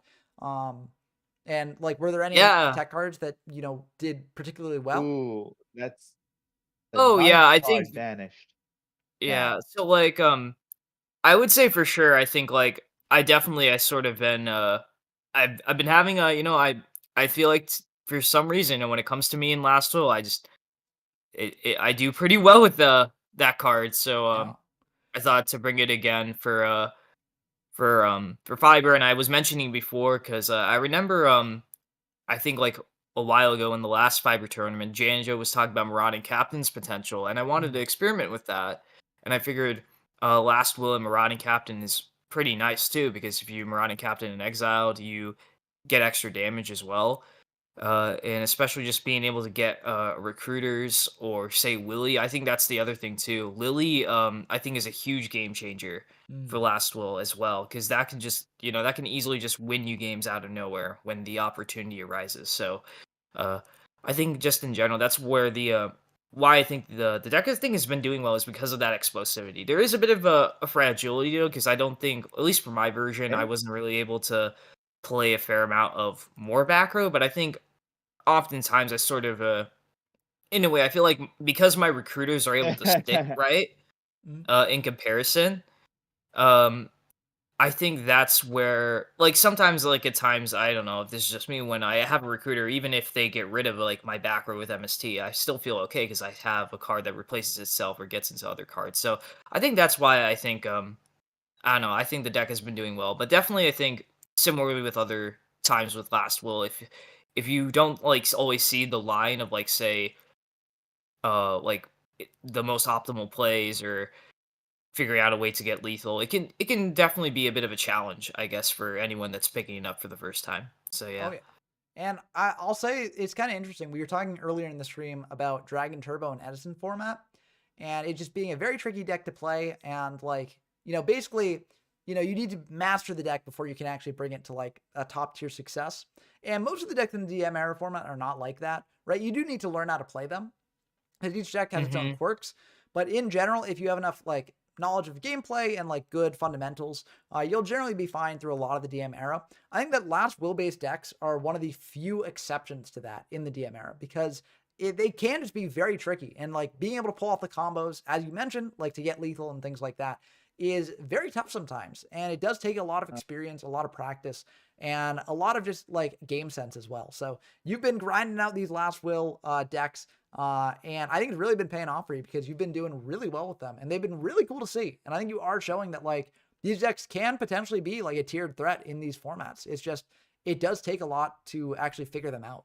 Um, Yeah, yeah, for sure. Like, Oh, it's yeah. I'm Oh, that's a really good. sorry yeah, to interrupt you. Raigeki on a Fiber Glove Yeah. is probably the best thing that Riot Red could have Mirror had here. Force. And now things are relatively equal in terms of cards. Riot Red is at 27, which is kind of scary, especially because no Lily has been used up and Lily's not banished. But still, I mean, it is a good spot to be in. And they're also searching off Witch, so they can sort of pick the cream of the crop here. Um, Yeah. No, that's Uh, been a very close game. I feel like, I don't know, especially like going back to, like, in comparison to some of the later formats, I feel like, I don't know, I feel like, I think some of the charm of some of these like earlier demon formats, at least for 2003 even, is like it sometimes gets to that top decking war, yeah. and oftentimes it's figuring out how do you use your top decks to like their best ability. But yeah. Yeah, no, I agree 100%. And actually, that's one of the biggest risks in playing a Last Will deck. That if you are in the top deck board and you draw like a Last Will without a monster on field, it's just kind of like, oof, Ooh. what do I do with this? But Yeah. yeah, but I mean, if you play your cards right, you won't necessarily be in those situations. And the deck does float Yeah. into itself enough that like it might not even matter. But yeah, offerings is kind of rough there, because Hoy did not get a draw, but Mm, it seems like Food's draw was not anything to write home about either. So yeah, this is one yeah. of Furthermore, the most intense top deck wars we've featured on the channel in a while. Mm-hmm. Boy also didn't have a monster to commit in hand to mitigate that to an extent. Yeah, Yeah. Like, So, or the combo with, say, like, or combining it with like Mass Sorcerer to get the drawback. I feel like that's where the potential of offerings really does lie. oh yeah, With Mass Sorcerer, we've been for seeing sure. that happen like throughout this game so oh, far. Ooh, Skull started Lair getting flipped Blast with up, and Chain Radrag will let that go. No MST for it. You do want to Uh, preemptively MST the Skull Lair if they've got 15 cards in or grave here. Blast with Chain. yeah, that too. Yeah, Blast with Chain as well. Um, because There otherwise, may be potential though to like go for the other backer though, because if they can just chain again, right? well, As so the well. first time they flip But up Skull yeah. Lair, you can still pop it. So, now that it's up, they'll probably have to go for the other back row instead. But when it first gets Oh, flipped up, okay, you can't yeah. use it. It's just like Ultimate Offering and Royal Oppression and Oh all that good yeah. stuff. Oh yeah, that's true. You're right on that. You have to. They can chain to the activation first. Exactly. Similarly, yeah. Yeah. Ah, So Witch committed. Witch coming down, Witch potentially hidden in, but Riot is thinking they might have a TT here. Figuring going for the Mm, TT, but I Oh, think they're saving it because, oh well, they got Scapegoat. yeah. Scapegoat's kind of rough here because they're very easily cleared with Skull Lair. Skull Lair just banishes 4 cards from grave, pops all 4, and that's gonna be pretty Yeah. good for them. There is something to be said though, maybe about saving that though, potentially if you want to use it for lethal. Um, Yeah, but I can understand maybe going for it now as well. yeah, I think you go for the Skull Lair now, because like you still have enough in grave for popping another level 4 target, right? And you're trying to put food on a clock. Um, so Yeah, no, for sure. yeah, So I like this play on Hoy's part. I also like this play on Food's part because this does sort of get more cards out of grave. If another Fiber Dart is Yeah. activated, which, Food still has their Fiber Dart, even if Hoy does not, then this is going to be pretty good because 17 cards are out of Hoy's deck, So- and some of them are pretty good. Banishing the charities might not have been the best decision here. Yeah, I think In honestly, case Fiber Jar gets flipped again. I think honestly, if you're Hoy, That you probably too. banish the less impactful cards. But I think they're doing that because if they draw like Reborn or Premat, or if they've got Call, they want cards engraved to bring Yeah, back like, that way. But I think His Fiber own Jar probably Fiber would've been Jar and a save. Yata were probably better. Exactly. choices. I think Or yeah. Or at least Yata, I think for sure. I think Yata could have Yeah. gone. yeah. Keep at least one charity just in case the game gets reset again. Yeah, and you got to think about like Yeah. what is going to be most beneficial for you, like if the game gets reset, because that's the only case where you have to think about these cards basically still being in rotation. And I think generally, like if if the game's reset, then your opponent will have a full hand, so you don't really care about Yata because like you're unlikely to pull that off there. And if the game And gets you're reset, also at 1600 as well. yeah, So it's a you little just want to bit go aggressive. mediocre. So same thing with Fiber. You don't really care about that being there. So that being said, I think Hoy's in a very good position here overall, and they might be doing this because they've got like a knock or something to deal with.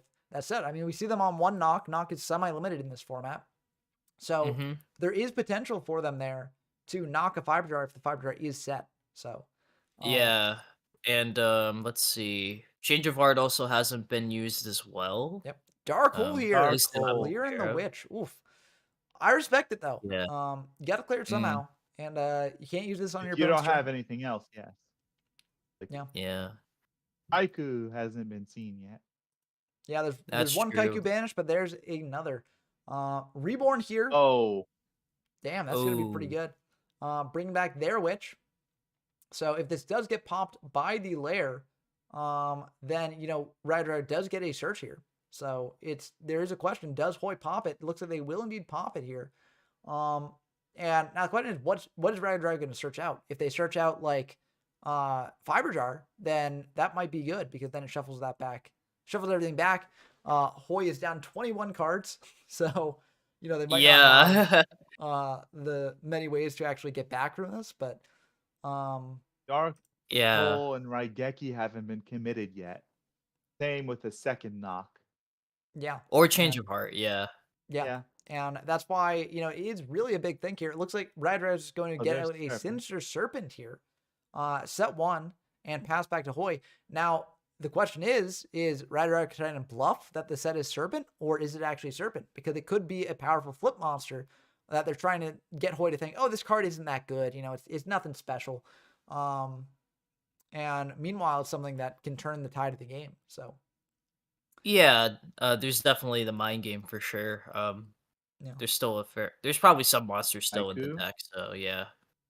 Very realistic Yeah, there. TT Okay, comes Oh. around here. I think, the TT was kind of telegraphed earlier when Food thought on the Summon of the Witch. But I think that is a correct TT to do because if Hoy has knock, then you're kind of in a really bad spot. So you need to TT that. You get back the Serpent here anyways. You can set the Hoy Serpent only again has if you want to. Hoy only has 9 cards left in deck. Yep, this could 3 go of to deck them out. are Yeah. not likely, but yeah. Dark Hole, Raigeki, Change of Heart is still available. Yeah, it depends on the monsters they have left. Now they do have And the Reborn back left. row as well. That's Knock the here, other thing. but IO Ooh, coming down for IO, that. MST coming down for the MST. IO. Yeah. Brutal stuff here. Yeah. Getting rid of a Serp. And if that last back row is not anything of note, this might just be the end of the game. Yeah. Duel 2 in favor of Hoy. That'll We'll be have to good, see. Nope, always. just pass. Oh, So, no. Might mean not Hoy really doesn't have anything an answer. to do here beyond that, but getting rid of the Serpent that way in case it was a flip maybe. But yeah, Radrad's like, I wish I had Serpent here for the Ooh. graceful. Oof. But yeah, if they draw Yeah. Haiku here, that's going to be really good for them. Ooh. Or but- Jinzo. Yeah. If they've got a way to bring back Jinzo, that'll be good for them as well. Blast as well, getting Yeah. pitched. Premature for barely, the yep. Jinzo, Yep. that will shut off that. And if they've got another monster in hand that's 1800 or more attack, then that will be the end of the game here. Looks like they do But it not. looks It's like still a it's good position to not. be in overall. The risk is that no Change of Heart or Snatch Shield has been used up here. So, yep, There we there's a Change go. of Heart. And that will be MS. MST. No, MST the pre-mat, and you live. What do you mean? Yeah, Well, that's you might not true. live, but like you still MST the pre-mat there. Yeah, I mean, to be fair, like They just have that's to commit another monster. yeah. I mean, yeah. that's It's likely over either way though. But yeah. But Hoy did not commit a monster last turn, so they might not have been a monster this turn as well. And that is true. if you draw Yes. Kaiku off the top, you still win. So yeah, Mhm. tough stuff. I mean, it might have just been over there either way. And you know, Yeah. it's like at that point you're like, well, okay, sure, I probably lose here, so I'm just gonna go next. But yeah, I think that was a Yeah. bit of a misplay there. You also Mm. could MST in battle phase as well to pop the free mat, so that way they don't commit another monster preemptively, right? But That yeah, too, actually. Yeah. yeah. So But I don't know. I feel like you got a normal. You got a normal like another monster there because of that type of situation to happen. But well, that's if Hoy has you never another know. monster because Hoy Yeah, might that have, too. Ninja yeah. gone. But yeah, so it looks like Tomato. both players are using like it looks like Hoy's using a deck that's more like just depriving your opponent of cards on field, so that way you can get in with things like Masked Sorcerer or Yata Garasu, and you know getting the value from that. And it looks like Food's playing a gear-free deck, but also paired with Yata Garasu and multiple torrential tributes as well. So it very, very interesting decks from both players. Decks that are sort of like twists on decks we've seen before in this format, but different in their own way. Yeah, And I think for that's really sure. cool to see. So, Oh, hi, Hillian. it looks like Hey, Hylian hey. is back in the chat. Welcome back to the chat We here. we Yeah, it's have you been it's funny, you seeing have any a of reunion. the games going on since you've been gone? Because they've been some pretty intense games here. I I have been watching them. It's just been a matter of when I dipped, I was actually heading to be walking around, Mm, and I was watching. I was watching on like low volume, but I was walking around outside, you know. yeah, no, that makes Mm. sense. Yeah. Well, I hope the walk was good. Um, Yeah, well, I was walking the doggo, and Aw. but yeah, it's funny. We have in the chat a reunion of you know the round one.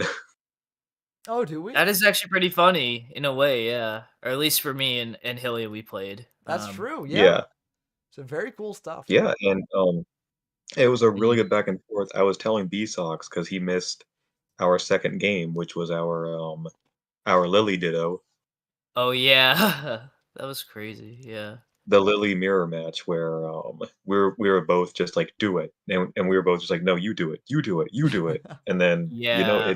it could have gone either way. It really could have, honestly. Yeah, no, those games are really good as well. I do like obviously you want to try and the ideal is to get Ooh.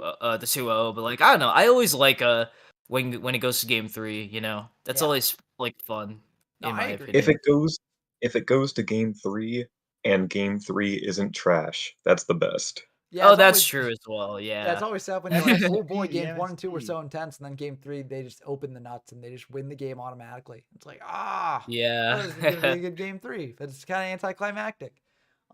Yeah. I But think Drago's going to win this one. probably It yes. Probably. seems like it. They Yeah. yeah. Ooh. But like still, I mean, I No. think this game so far has still been pretty cool to watch. I mean, it definitely has been a bit one-sided based on those hand rips and things, but Oh Poverty's coming down, no. popping the gear freed. Hoy will not get a Oh draw this turn. no.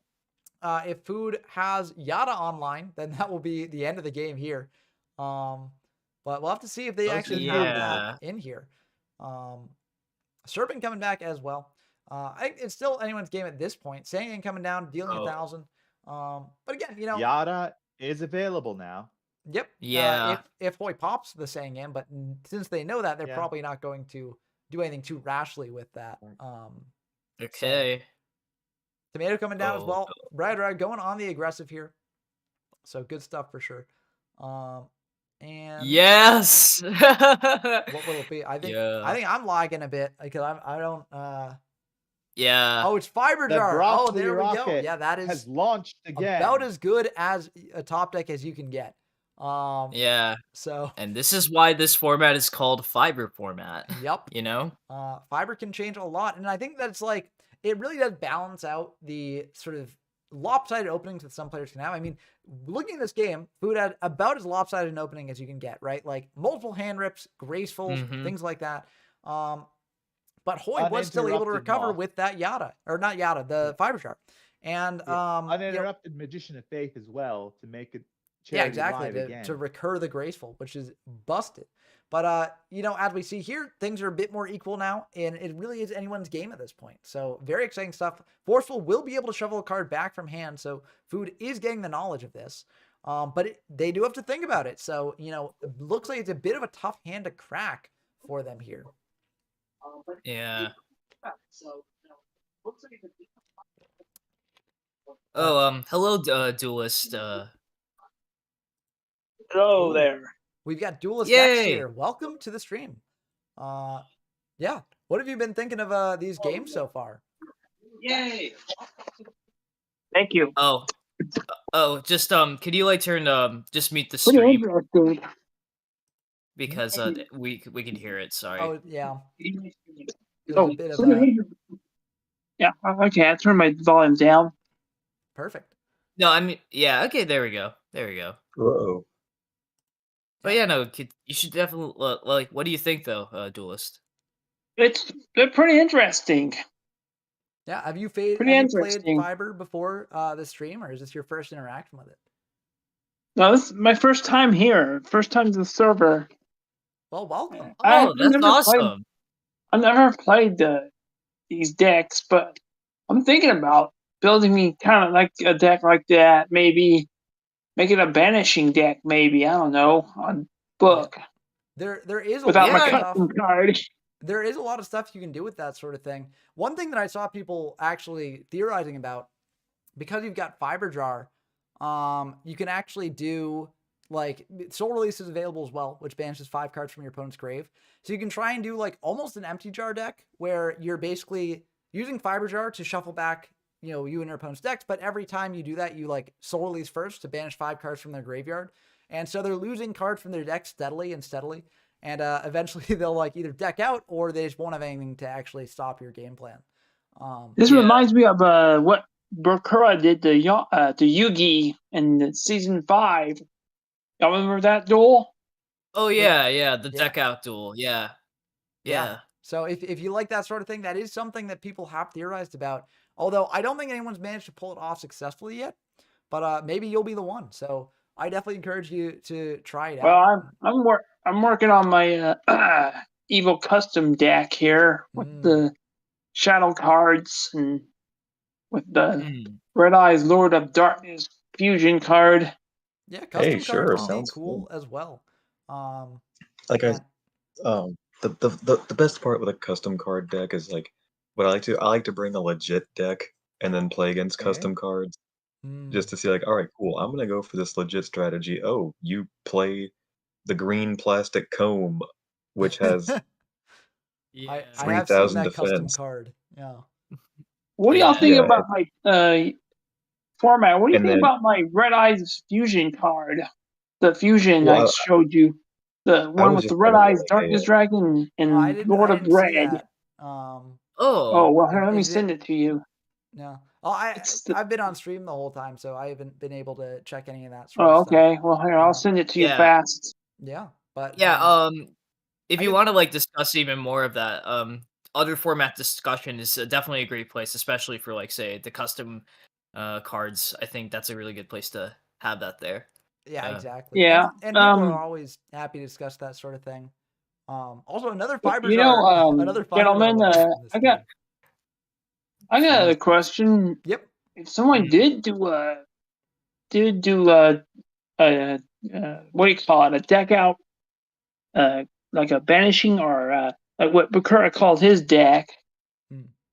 I don't. It was like deck destruction. Yeah. I think he would call it. Yeah. Yeah, I don't think anyone actually managed to pull it off. I think it's just things that people have been talking about. But it is very interesting. It's a very neat sort of deck idea, and it's one that operates in a completely different way from pretty much everything else in the format. And no fusions, no anything. You can't use fusions in the deck or nothing. Yeah, well, unfortunately, there aren't really any good fusions in this format. But Yeah. You can try to do stuff with fusions, but it's just not really the best right now. But yeah, no synchros, no XCs, no nothing. They're back in the DM era. Rituals though. No Rituals good way though. to summon fusion. Yeah, there are rituals in the format. Because Exort, Dark Balter, Rio Senshi, and Fiend Skull Dragon are available at this Yeah, time. it's just tough to bring no them out. way to bring them out. Yeah, there's no way to bring them out in this format, though. really. Relinquish is very cool. The ritual Relinquish, decks, yeah. Relinquish is pretty bad. It's like, format. So in this format, it's probably not the best. That is true. But in past formats, it's done surprisingly well. Just being able to search out the pieces from deck and, just suck up an opponent's monster with the Relinquish can be very good. So I wouldn't be surprised if someone tried it out here and it did relatively well. Maybe that's something that I'll try in the next tournament. I'll say Relinquish in late DM. It's like Just Desserts in early DM. It's like it's good because you never see it coming. Yeah. Oh yeah, for sure. Definitely that rogue factor as well. And I think especially I would say like if you look at GO2, like the chaos synergy as well. With a searchable light that gets you to a dark, it's like that's really nice as well. So, yeah, because like every time I know looks like this duel's over, man. It looks like he won. He's got 1900. Oh my god! Fiber for a third time. I mean, that's the most exciting thing about this format is that just when you think the game's over, a fiber jar can get flipped up and reset everything again. So intense stuff here. Oh, sorry, gentlemen, but I'm thinking, I should put a fiber jar in my deck, my custom deck. Yeah, no, fiber jar is definitely a card that every deck in this format should play, in my opinion. I got Ash Blossom in there, but that's true. That actually no, Ash can't actually negate fiber jar if you attack it because it's in damage check. But but I don't know. Yeah, you don't need to worry about damage, or you don't need to worry about Ash in this format here. Hoy mentioned Scheherazade. It kind of feels like Scheherazade. For those who don't know, Scheherazade was a Magic the Gathering card, which would basically make a game inside the game, and you play that game, and then you play the outside game. So that's kind of what we're experiencing here with the fiber jars. But I guess it's like taking alt win cons to like a whole nother level, I guess. Yeah. In a way. It's really I think it's cool. You don't really see this in other formats, and it definitely does. Choice? Let's see. Yeah, painful choice is like I think that Hoy played that last week. I think he did. Of that kind of deck. Yeah, and so we're seeing this again popping up, and I don't even think Hoy intentionally tried to do a Scheherazade turbo kind of deck, but it just happened that way. It looks like, and this is very good. Yeah, the first time I'm thinking gonna win, maybe. Yeah. Oh, sorry, gentlemen. No. Yeah, I'm thinking like the closest like other comparisons is maybe like Wave Motion Cannon or like Destiny Board or Final Countdown, because it's like they're looming threats, Yeah. But that's probably Countdown, man. Yeah, the issue with those, I will say the issue with that something funny about. Oh yeah, go ahead.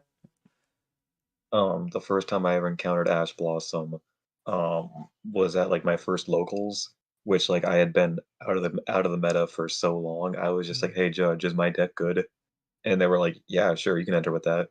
And I was like, "All right, cool." And like my first round, I'm just like getting a combo going, and I'm like, "Oh boy, here we go." And like halfway through my combo, my opponent's like Ash Blossom, and I'm just like, "Wait, what is it?" And he was explaining it to me. He's like, Ash Blossom, and I just laughed and went, "Do I know what a god dang Ash Blossom is?" No. Yeah. No, like I do remember like it's like back in the when it was like I think first getting announced, it was like end of Arc 5, and like I don't know whenever like I felt like when everyone like reacted, it was just mind blowing, like what Ash was able to do, and like it felt like at a certain time it was like you just needed Ash against certain decks and they were done, For like People 2 wanted years. to ban Luckily, luckily in this format, they wanted to ban her. You don't need Ash. Well, if Ash was in this format, maybe get played, stops graceful pot, etc. But you never want to see your opponent say nothing. That is always a risky thing to see.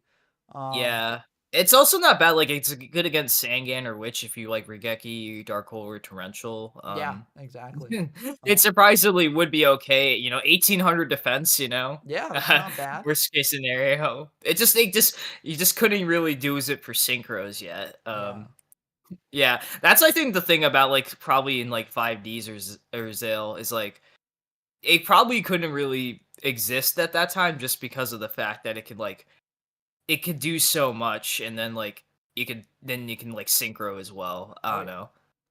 Yeah. This is a bit of an interesting sequencing from Food here. I expected that they would have searched out Exiled with the Rhoda if they didn't have a Blast set, but it looks like they might not have Blast set. They just wanted to bring out a big guy, which I guess makes some sense. Tomato. Tomato Wars. Blast was set. The moment to do it would have been on the third tomato. No, exactly. Destroy it, Or and not even like the third, just the first time you crash into tomato. If you're bringing out a card from deck, then you can be fine with that. But like, this just strikes me like a little bit awkward. But I guess it makes sense. Yeah. I mean, if you got Blast, you might want to save it for later as well. But it is a bit of a tricky spot to be in for sure. Yeah. Well, like actually, so like if it was like canon, if you like went if they're playing canon, if it was canon, it had Blast. because your opponent has to search it out first, so they would search out tomato, right? Because that's what Hoy searched out. Then you would bring out cannon, then you'd go for Blast on the Gearfried, pop the tomato, and get in for 32. It wouldn't be lethal.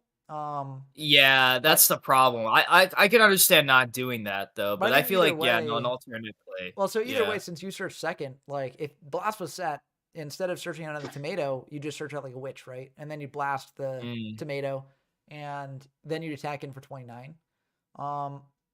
Red could be afraid of Fiber Jar though. That could be something that is going Fiber on. Jar. Like this may become like I don't know. I remember like there was like a series that like back in like a while ago that Farfa and like Sam would do, and they got to a point where Fiber Jar was there, and Farfa was talking about how the game was like every time Fiber Jar resolved, it was like game like 4 or 5 or something. It was really funny from what I remember. All right, that's what we're seeing here. I know.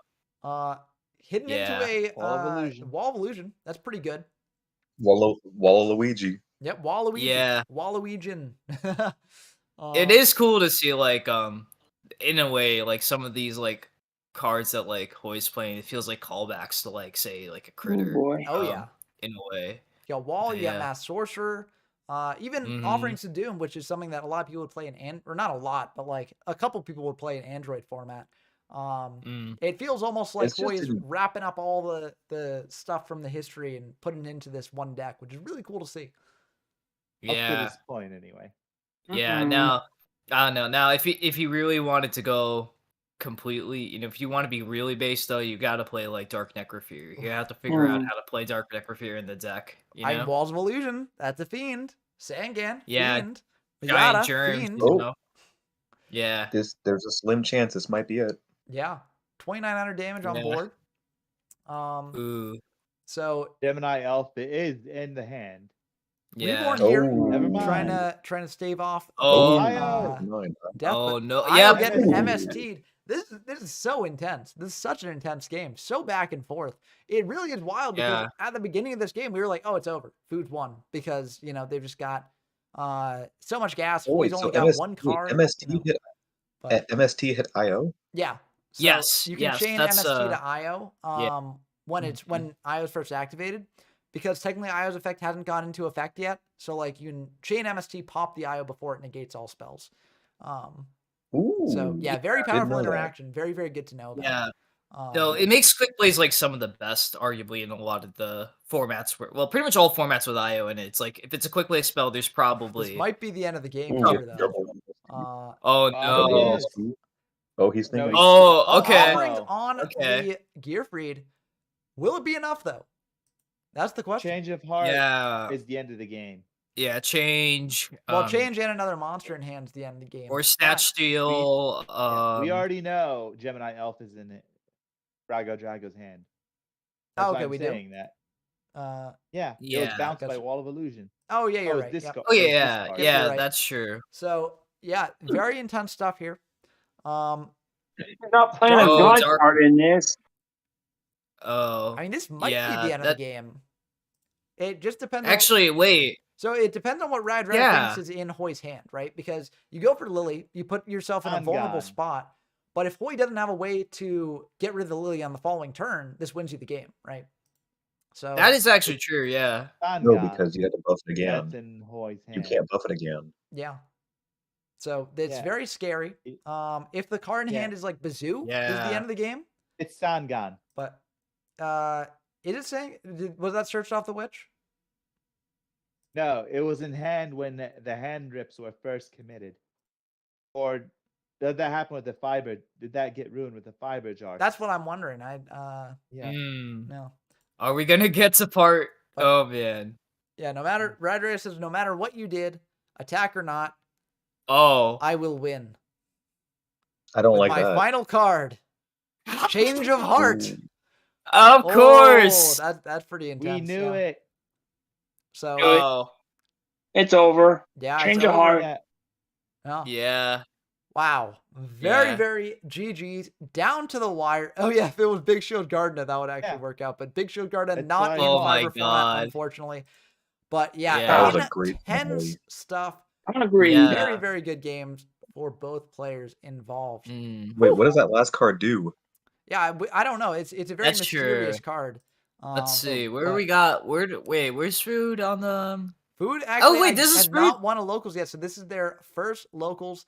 So Wow. congratulations to Food. Congrats. Uh, Yeah. Awesome know stuff what? there. Yeah, that's just Yeah. great stuff. Looks like Hoy is Yeah. contradict tomato control, which makes a lot of sense. Very controlling, and it is That playing does. those tomatoes. Proper So- tomato control Yeah. Yeah. too. Yeah.